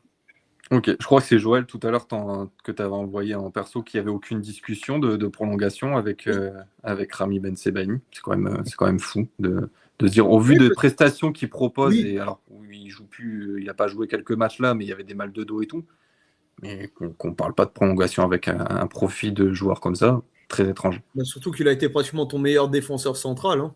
Mm. Le plus constant, le plus régulier. Comme on l'a déjà dit, hein, quand il était arrière gauche, c'était une catastrophe quand il est venu de Gladbach. Mais dès qu'il a été replacé dans l'axe, pareil, hein, comme on dit avec Franck, hein, on ne le portait pas dans notre cœur au début, mais il a su renverser la situation. Hein, parce que putain, je ne pensais pas qu'il atteindrait ce niveau-là. Hein. Mais le Tu vois, tu repositionnement parlais a beaucoup aidé. tu parlais de patron de vestiaire. Lui doit l'être. Je pense pas qu'il le soit aujourd'hui. Hein. Je le trouve discret et tout. Mais franchement, il est plus légitime que n'importe qui dans l'équipe, là, à la mi-décembre, hein, d'ouvrir sa gueule dans le vestiaire, franchement. Bon, alors, ok. moi, je vais vous lâcher une petite info. Je connais quelqu'un qui le connaît. Ah, sur les réseaux sociaux. Alors, ces dernières tendances, hein, vu qu'il n'est pas du tout fan de ce que Kovac délivre, lui, il voudrait partir. Ok. Lui, il voudrait partir. Ok, bah ça, c'est une belle news. Ouais. Bah, après. Oui, mais après, d'un côté, si tu as envie de jouer au football, tu restes pas à Dortmund, hein, quand il y a Kovac. Ouais, ça, c'est sûr. C'est pas faux non plus. Je veux dire, si son discours, c'est avec Kovac, j'ai pas envie de rester, c'est totalement légitime. Et je pense que si nous, on jouerait à Dortmund, on penserait tous la même chose. Après, moi, mon envie, ce serait de le prolonger. Parce que, voilà. Comme a dit Joël, hein, et là, je suis totalement d'accord, je ne le portais pas dans mon cœur quand il est arrivé à libre de Mönchengladbach. Je ne voyais pas le truc. Mais en défense centrale, pour moi, il s'est rendu indispensable. Quoi. Mais indispensable. Quoi, je le trouve très bon. Et chaque fois, en défense centrale, il ne m'a pas déçu. Il a fait quelques fois, je veux dire, mais ça arrive à tout le monde. C'est humain, une contre-performance. Mais en général, moi, j'adore. Quoi. J'adore. Ok. Bon, je ne sais pas si les 3 derniers valent le coup, Kylian, parce que bon, Alex Meyer a prolongé. Bah, vas-y, Franck. Ouais, Meyer, oui, il a prolongé. Alors, Alex Meyer prolonge d'année en année, je veux dire. Après, il se sent bien à Dortmund. On l'a dit, je le redis, pour moi, c'est le meilleur backup qu'il y a. Je veux dire, hein, donc tant mieux. Patrick Drevez, il est venu pour encadrer les jeunes, hein, de Borum, truc. Donc, il va peut-être. Il ira à la fin de son contrat, mais je ne pense pas qu'on va de toute façon. Donc. Et Silas Srensky, le problème, c'est que c'est un jeune. Alors, vous connaissez notre politique de jeunes. Donc, moi, je pense que de toute façon, tout ça va aller jusqu'à la fin de leur contrat, quoi, je veux dire. Quoi. Même Mayer, quoi. Hein, je ne vois pas Mayer encore peut-être prolonger par la suite après, quoi. Après, il se sent bien chez nous. Il a un an d'option, je crois. Oui, c'est ça, ouais, tout à fait. Ouais, tout à fait. Voilà. Mais les 2 derniers, je vois aller à la fin de leur contrat, mais de toute façon, rien faire de plus. Drevez, de toute façon, tu ne peux pas le vendre, tu ne peux pas le transférer, vu l'âge qu'il a. Il est là, la mission, il est là pour encadrer les jeunes, hein, ce que j'ai compris. Quoi. Oui, voilà, c'est ça. C'est pour Ostrinski et puis faire un peu le troisième gardien en cas de besoin. Donc, il y avait Val qui disait au niveau des contrats qu'on était en train de parler, ça risque peut-être de bouger si Kovac part en fin de saison. Mais Kovac a signé en 2027. Hein. Oui, puis quand on entend le discours qu'on a tous lu, que Kovac est intouchable à Dortmund, j'ai peu d'espoir qu'à la fin de saison, on lui dise salut. C'est vrai que j'aurais pu rajouter Kovac. Effectivement, j'aurais pu mettre Niko Kovac 2027. Mais vous avez vu les déclarations. Hein. Tous les postes qui sont pourvus actuellement, au niveau du staff et au niveau des clubs, c'est les meilleurs du monde. Ouais. C'est étrange. Juste pour reprendre, il y avait Thomas qui disait pour Sabitzer, l'Arabie Saoudite aussi, il le verrait là-bas. Je suis pas certain. Plutôt la MLS que l'Arabie Saoudite, je pense. Ouais, ce que j'allais dire, j'aurais plus mis une petite pièce sur la MLS. Bon, bah voilà. Bah écoutez, ça nous a permis de faire un petit point sur les contrats. 3e sujet, on va parler du groupe des U23 qui est parti ce matin pour la Première Ligue International Cup. Alors je suis désolé, c'est vrai que c'est un peu petit les noms, mais bon, le but c'était pas de de reprendre tout le listing. Au niveau des jeunes, on a quand même Inacio et Mathis Albert qui rejoignent le groupe des U23. Paulina aussi, l'attaquant de la réserve qui perce bien. En fait, le gros point d'interrogation c'est on ne voit ni Mané, ni Duranville, ni Campbell. Franck, je sais que c'est toi qui voulais en parler. On en a parlé avant, donc je ne vais pas faire un long truc. Donc, comme a dit Kylian, je pense qu'on peut arrêter le sujet des jeunes. Ça ne servira de toute façon à rien. Je pense qu'on a un entraîneur qui veut rien savoir de ce qui se passe là en bas.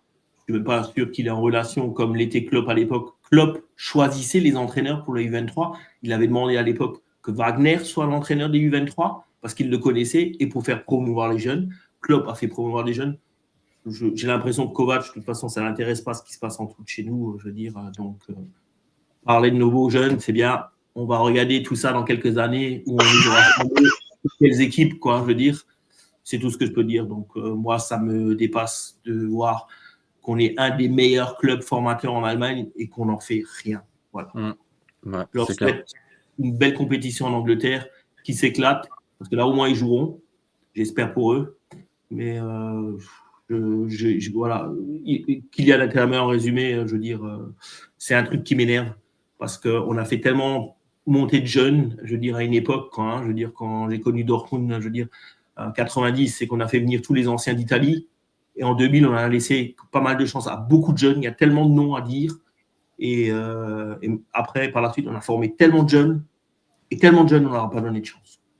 Ouais, ça c'est clair. Mais c'est vrai que ne pas voir les trois sur la liste, c'est vraiment très très surprenant et encore une grande énigme du Borussia Dortmund. Kylian, tu veux rajouter quelque chose sur la jeunesse ? Non, la jeunesse, on en a parlé pendant de longs instants maintenant ces derniers temps. Tout a été dit. C'est vrai que ça fait plaisir de... Moi, en fait, j'ai envie de parler de ce dont on n'a pas encore parlé, parce que c'est vrai que Kabar passe sous nos radars. Bon, je suis content de voir son nom. Je suis content de voir qu'il aura du temps de jeu dans cette compétition. C'est bien pour lui, mais il va sans doute partir. Même Azil, qui avait joué en Champions, je crois, l'année dernière sous Saïn. Ouais. Franchement, il n'était pas du tout ridicule. Hein. Il a fait de bonnes entrées. Donc, je suis content de revoir son nom. Le petit Wright, c'est le petit frère, hein, c'est ça ? Ouais, c'est le petit frère de celui qui joue à Mönchengladbach hein, et qui est capitaine avec les... Ouais, avec les... Voilà, avec les... C'est le capitaine, U23. Effectivement, c'est des U23, ouais, tout à fait. Et il joue tout le temps. Un profil intéressant, mais qui ne jouera jamais chez nous. Ignacio, Albert, je suis content que ce soit un peu les deux, Mathis Albert et Ignacio, ça va être les porte-étendards de cette équipe. Je suis content qu'ils y aillent aussi. Paulina, même si il est sur le départ aussi, ça va sans doute être une belle exposition pour toquer à la porte d'un autre club. Mais bon, en fait, tu parles de matière impalpable, en fait. C'est des noms qu'on ne verra jamais en professionnel à Dortmund, malheureusement, malgré le talent. Et c'est suffisamment désolant pour qu'on en parle toutes les émissions. C'est vrai que ça fait 3-4 émissions qu'on en parle. Ça, c'est clair. Au niveau, du coup, des confrontations, donc du coup, il y aura un match, on est demain, donc le 16 contre Leeds. On enchaînera le 19 avec Manchester United et après, ça sera en janvier avec West Ham et Sunderland. Alors, je sais que le club avait communiqué, il devait dire si ça allait être retransmis, etc. J'ai rien revu depuis, donc je ne sais pas s'il y aura l'occasion de voir ces matchs, sachant qu'ils sont à 20h, heure française. Donc, ça peut être sympa à voir pendant la semaine, mais je ne sais pas si c'est retransmis. En tout cas, s'il y a quelqu'un qui a l'info ou qui la trouve, bien. Ça serait sur quelle chaîne ?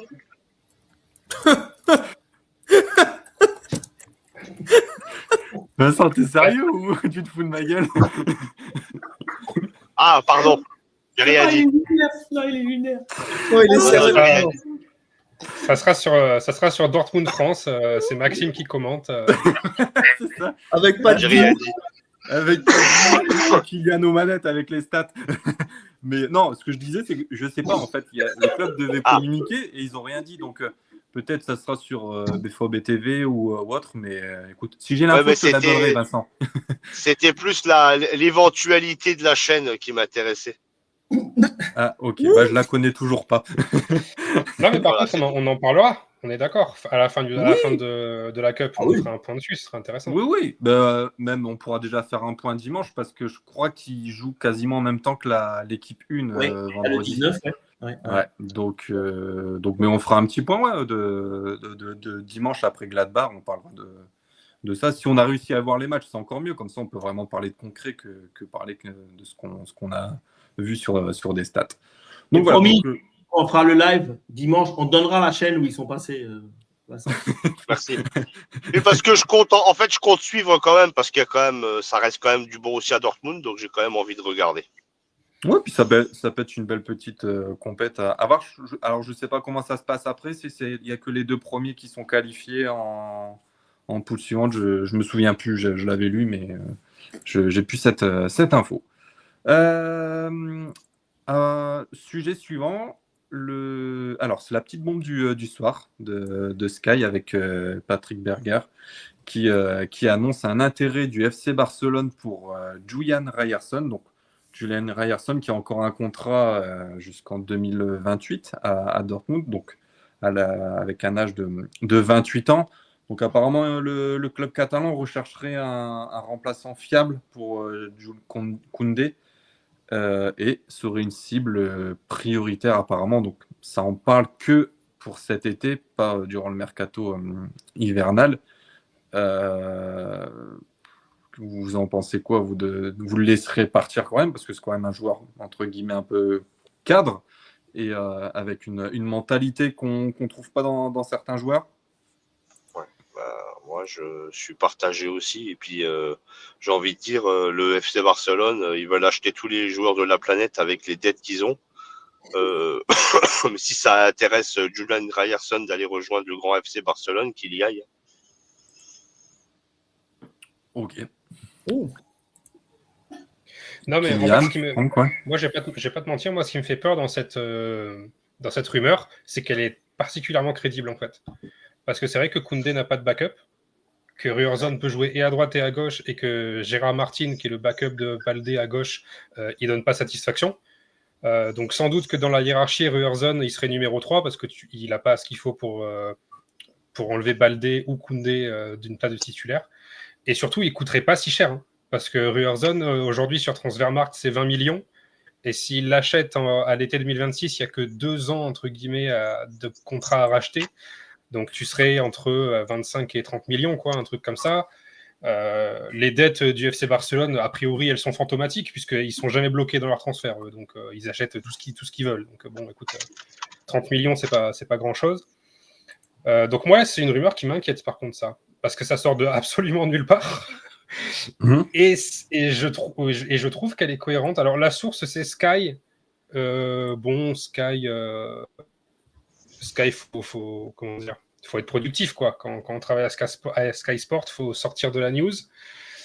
Donc, tant que c'est pas plus sérieux, ça m'intriguera pas plus que ça. Mais bon, déjà qu'on a que 3 latéraux, enfin que 2, parce que Couteau, pour moi, est plus un offensif qu'un latéral.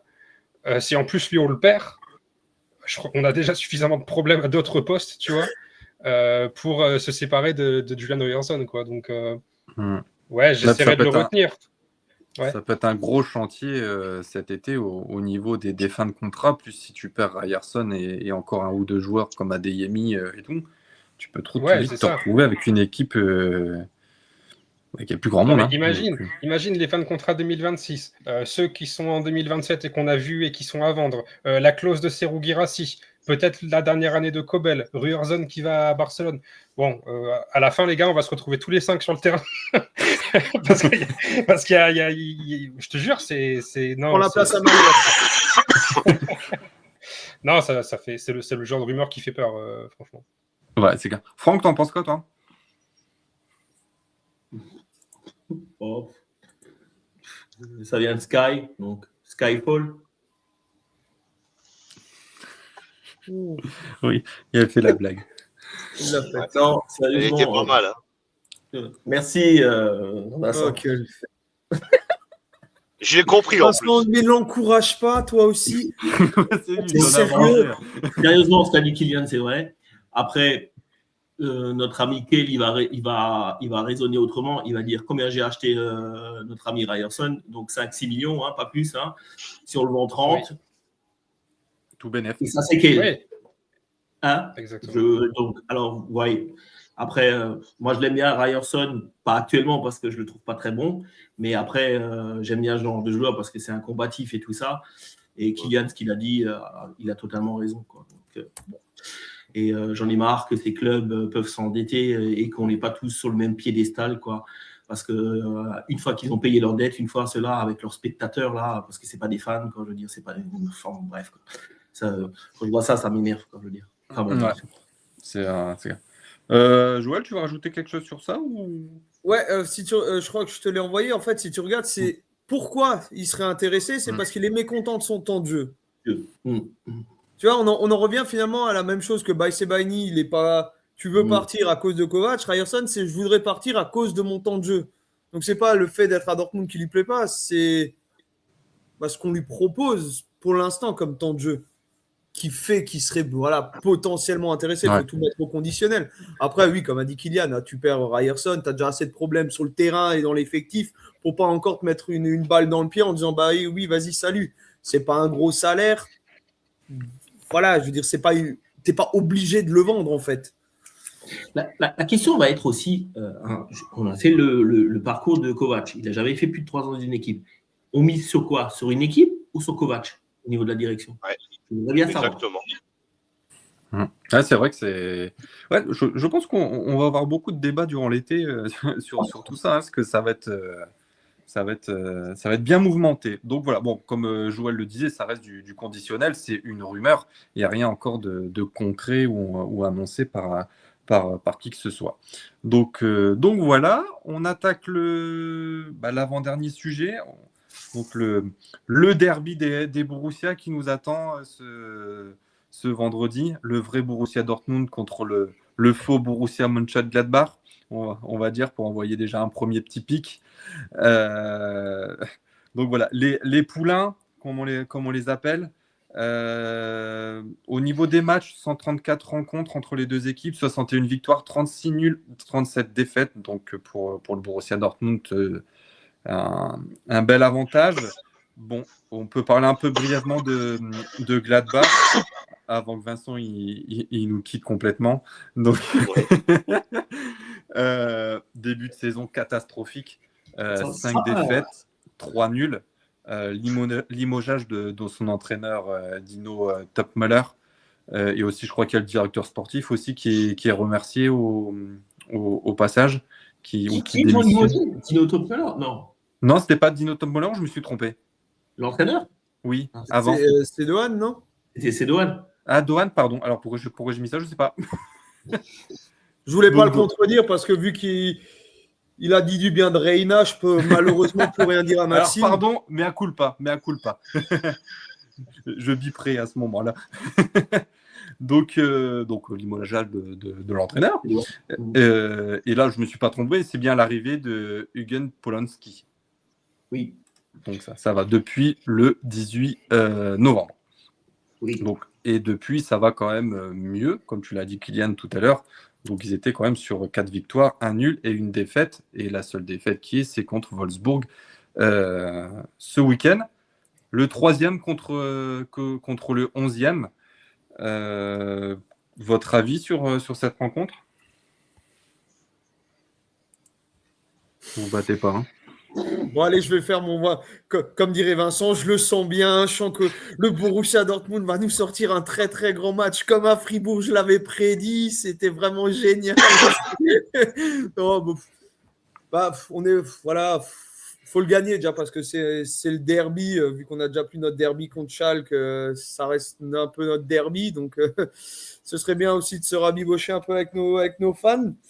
Et ouais, après... faut voir parce que la liste des absents commence à être très longue.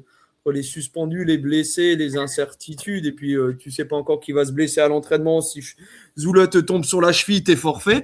Donc, je dirais à un moment, ça va être compliqué aussi. Mais non, de toute façon, on est obligé de gagner parce que derrière, tu as Leverkusen à 3 points, Offenheim à 3 points.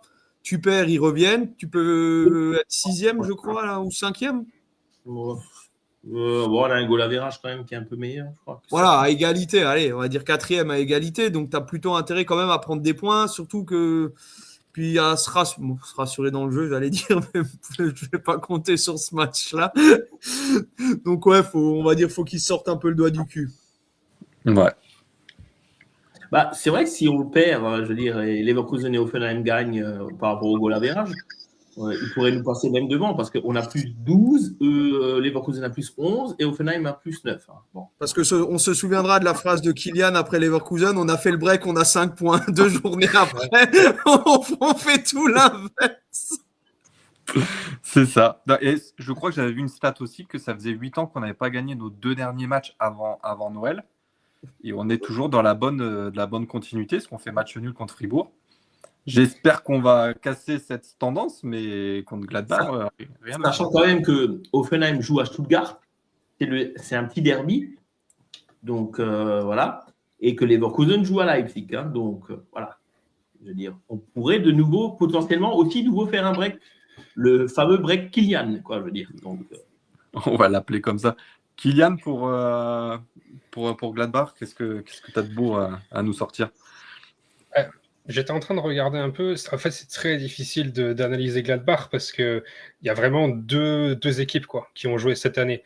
Il y a une équipe où il n'y a rien qu'à marcher et il y a une équipe où, sortie de nulle part, le système Polanski commence à fonctionner. Alors, ils sortent d'une élimination en pokal aussi, contre St. Pauli, aussi à domicile. Dans les têtes, ça fait mal. La victoire contre Mayence, pire équipe de Bundesliga, 1-0. Extrêmement minimaliste, extrêmement kovachienne, celle-là. Et donc là, défaite contre Wolfsburg, qui est loin d'être un foudre de guerre. Voilà, ça commence à se stabiliser. Ils sont à une place à laquelle on ne les attendait pas, honnêtement. Aujourd'hui, ils sont 11e. Il n'y avait pas si longtemps que ça. Ils étaient lanterne rouge de la Bundesliga et de très, très loin. Donc, c'est une équipe un peu tout ou rien, quoi. Et je regardais leur effectif. Franchement, en défense, alors déjà, rapide, ils ont beaucoup de blessés. C'est une hécatombe, mais comme tout le temps, en fait, à Gladbach, c'est un truc de fou ce qui se passe là-bas. Ils doivent jouer sur un terrain miné parce que Karodia, défenseur central, est blessé. Marvin Friedrich, défenseur central, blessé. Florian Neuhaus, mais lui, de toute façon, il est encore blessé. Robin Hack, ailier gauche, encore blessé. Nathan Goumou, ailier droit, encore blessé. Et Tim Kleindist, leur numéro 9, il est blessé aussi. Donc la liste est longue aussi. Et en fait, en défense, le niveau de leur défense, sur les matchs que j'ai vus, c'est vraiment, vraiment, vraiment pas bon. Le patron de leur défense, c'est Nico Elvedi. Alors Nico Elvedi, ça n'a jamais été le défenseur de l'année, quoi, tu vois. Et c'est lui le meilleur défenseur. À côté de lui, ils font sûrement jouer Kevin Dix, qui est indonésien et qui était déjà pas bon à Copenhague et qui est toujours pas bon, en fait.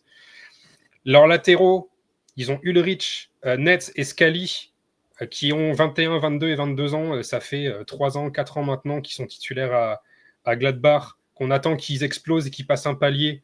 Ils n'ont toujours pas explosé, en fait. Ils sont toujours ces jeunes joueurs, mais plus si jeunes maintenant. Au milieu, il y a Reitz, qui est sans doute leur meilleur joueur. Rocco Reitz, un vrai profil. Rocco Reitz, c'est vraiment quelqu'un d'intéressant, qui est bien seul d'ailleurs dans cette équipe à être intéressant. Reina, qui sera sans doute titulaire, parce que je vois pas trop qui pourrait l'être à part lui, à part peut-être. C'est qui ce profil? Je connais pas, moi. Soyez gentil. Elle écoute. Rocco Reitz, Reina, Stoger, dans un milieu à 3 parce qu'ils jouent en 3-5-2. Ça paraît être ça, le milieu de terrain proposé par Gladbach, c'est quand même relativement faible. Et après, sur les côtés, donc il y a Honora. Honora, c'est quand même un joueur sur qui tu peux compter. Mais à gauche, il n'y a vraiment personne, quoi, pour le coup, parce que Robin Hack est blessé. Donc ça sera sûrement un latéral qui jouera un peu plus haut. Et devant, il y a leur menace numéro 1 qui est Tabakovic. À 31 ans, il connaît son prime, Aris Tabakovic. Il a 7 buts maintenant. Il a 7 buts en Bundesliga. C'est peut-être le joueur qui survole un petit peu à Gladbach. Mais bon, dans l'ensemble, c'est quand même faible, quoi. C'est une équipe qui finira normalement, si on s'en fie vraiment à la qualité de l'effectif, dans les bas-fonds du classement, quoi. Donc, tu sais pas trop à quoi t'attendre avec Dortmund non plus, mais à domicile, tu dois prendre les 3 points. C'est crucial pour la fin de l'année, là. Ouais. Donc, tu voulais rajouter quelque chose, Joël, ou c'est juste que tu as le... Non, c'est. Alors, je suis pas sûr de l'info, mais ce serait Canal qui diffuse la Première Ligue International Cup en France. D'accord, ok. Bon. Les matchs sont diffusés sur les chaînes Canal, Canal Plus Foot, Canal Plus et 360. Mais Merci, Joël. je suis pas certain de l'info. Ok. J'essaie de vérifier. On a jusqu'à demain 20h pour trouver ça et officialiser la chose. Donc voilà, bon, bah écoutez, on verra un peu ce que ça donnera, ce derby borussienne entre les deux équipes. Mais c'est à voir. Bon, avant de te donner la parole, Franck, parce que c'est vrai qu'on est déjà sur 1h45, Kylian l'avait dit, on va faire 2 heures. Le petit jeu, est-ce que vous êtes capable de me donner une liste de joueurs qui sont partis de Gladbach et qui sont arrivés au Borussia Dortmund? Il y en a des faciles, il y en a des plus difficiles. Marco Reus. Ouais. Bande de bâtards. J'ai pas entendu la question. Donnez les noms des joueurs qui sont partis de Gladbach pour arriver au Borussia Dortmund en transfert. Daoud. Ben Sebaini. Oui. Et tu m'as compté Daoud. Ouais, Daoud, oui, c'est bon. Hoffman? Non. Non, c'est Non, Hoffman est allé là-bas. Et allez là-bas. Hoffman, c'est l'inverse. Alors, je donne la réponse à Ophélie. Reina. Mais c'est pas grave, même si c'est dans l'autre sens, elle l'a placé. Laissez-la. Elle est contente, elle a eu son petit quart d'heure. Voilà. Si toi, tu veux ton pull pas troué, Maxime, valide. Rina, je valide. C'est bon, Maxime, il a validé ta réponse. Vous en avez oublié un récent quand même. Ah ouais.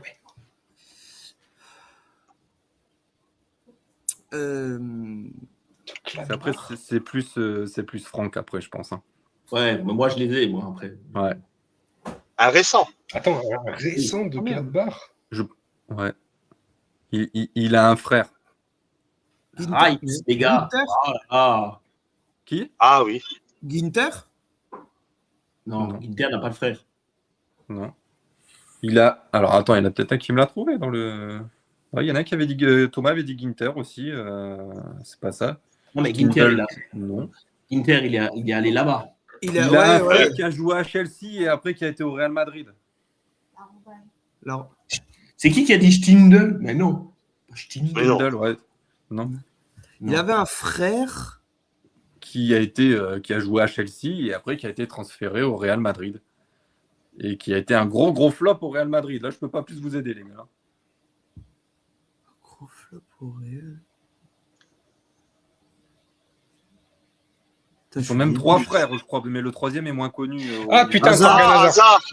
Oui, Hazard. voilà, merci. Oh là là. J'ai entendu. Bien joué. Rappelez-vous ce qu'avait dit Nobi Dikal quand il venait chez nous. Il a dit on y est. Ça fait quoi de jouer dans le vrai Borussia? Ah, merci. Donc voilà. Franck, je te laisse peut-être les derniers. Ah, bah il y en a un qui a porté le numéro 11. Heiko Herrlich. Tout à fait. Après, il faut que je me creuse un peu plus la tête. J'avais Herrlich. 86. 86. Ah, ça c'est trop vieux déjà. La plus belle année. Franck Mill. Hein? Frank Mill, oui. Frank Mill. Ah. Après, on est en 83, un avant-centre. Un avant-centre en 83. Oh, c'est trop vieux pour moi. Trop vieux. Bah, Ouais. Siegfried Reich. Non, j'aurais pas trouvé. Faut pas trouver. Alors après, j'en ai un des années 63, si tu Wow. veux, un avant-centre aussi. Franz Brunks. Donc, Bruns, voilà. ouais, de nom, mais sans plus. Ouais. Sans plus, ouais. Ouais. Mill et Herrlich, oui. Il n'y avait aucun problème. Mais alors le reste. Voilà. Le reste était beaucoup plus ancien. Et Frank Mill est décédé dernièrement en plus. Alors. Ouais. Bon, voilà. Bah, écoute, c'était 5 minutes. Franck, c'est à toi. Je te laisse nous Donc, présenter. Joël joue pas. Il peut continuer à regarder son porno, là, qu'il regarde. Non, je cherche la confirmation. On de voit la tout dans les diffusion. lunettes. Hein. Ouais, c'est vrai qu'on voit tout dans les lunettes en plus. Ouais. Ah, tu peux, à mon avis, à part Première Ligue International Cup, tu vas rien voir d'autre. Hein. Bon, l'indice premier, ce joueur a porté ce maillot. Donc, Ok. pas jeune. Bon, pas vieux non plus, hein. Mais pas mieux non plus. Pas vieux non plus. Après, c'est pas. Alors, oui, le poste est bien un milieu défensif. Hein. Il a plus joué milieu défensif hein, principalement. C'est pas un joueur qui a fait toute sa carrière chez nous, bien au contraire. Ah, Pardon, j'ai pas fait exprès. Ça, j'ai pas vu. Il J'ai l'a pas pas vu. vu. Donc, c'est un joueur qui a joué que chez nous 2 ans. Hein. Là où il a fait la plus grande partie de sa carrière, c'est au Werder de Brême. Et Hop, voilà, vous avez truc. Donc, c'est Werder de Brême, c'est Bayern de Munich, Borussia Dortmund. Donc, il est formé de l'Allemagne à Rennes. Hein. Donc, après Bremen, BVB, Bayern de Munich, Bremen et il finit à Toronto. Et il a joué longtemps quand même à Bremen. Hein. Il a 79 sélections en équipe d'Allemagne. 10 buts.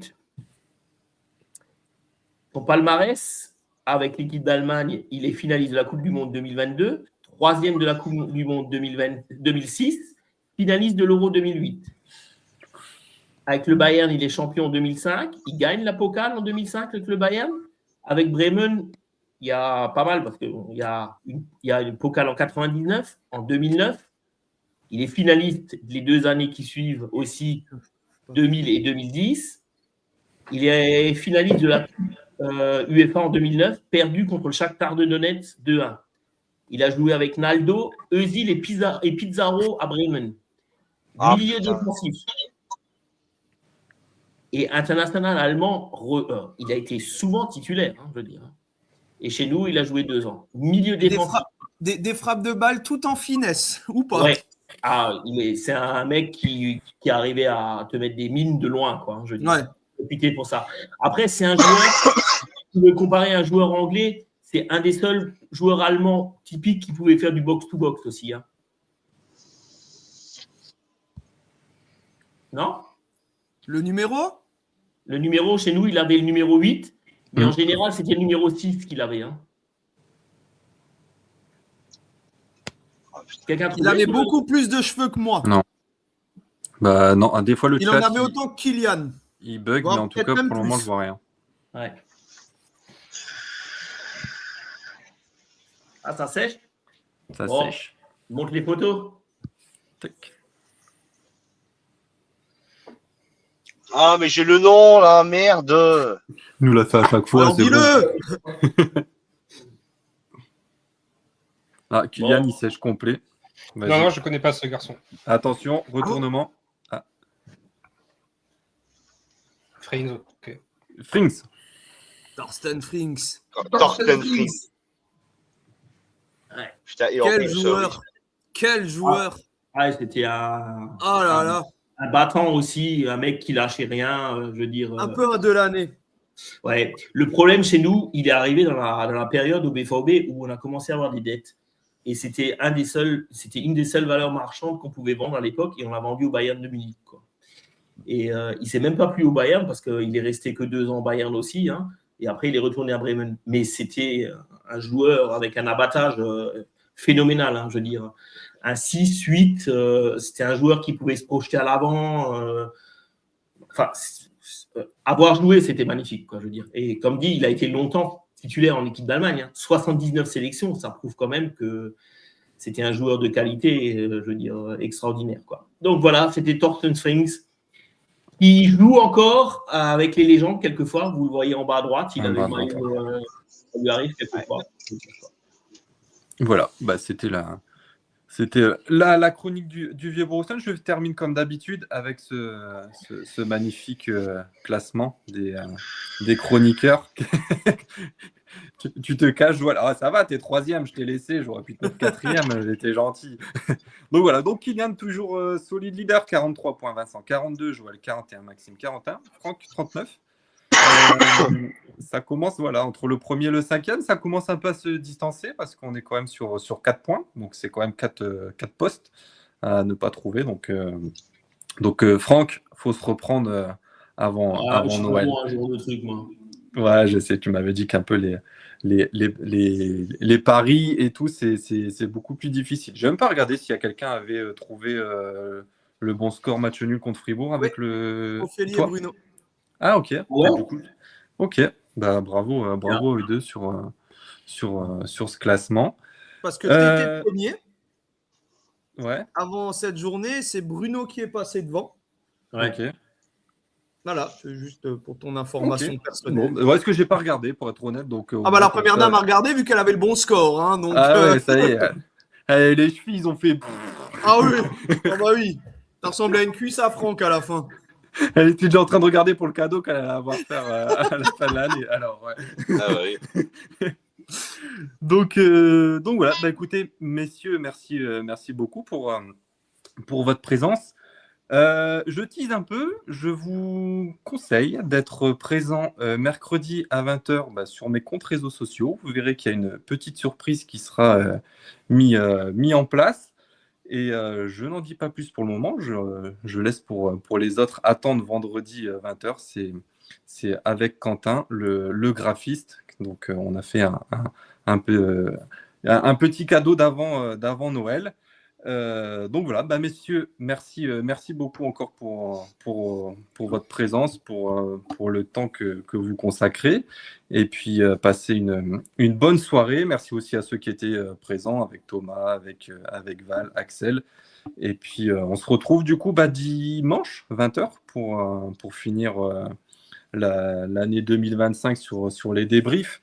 Et sur le dernier match contre Gladbach. Et puis d'ici là, portez-vous bien, passez une bonne soirée, comme on dit en Allemagne. Tchuss.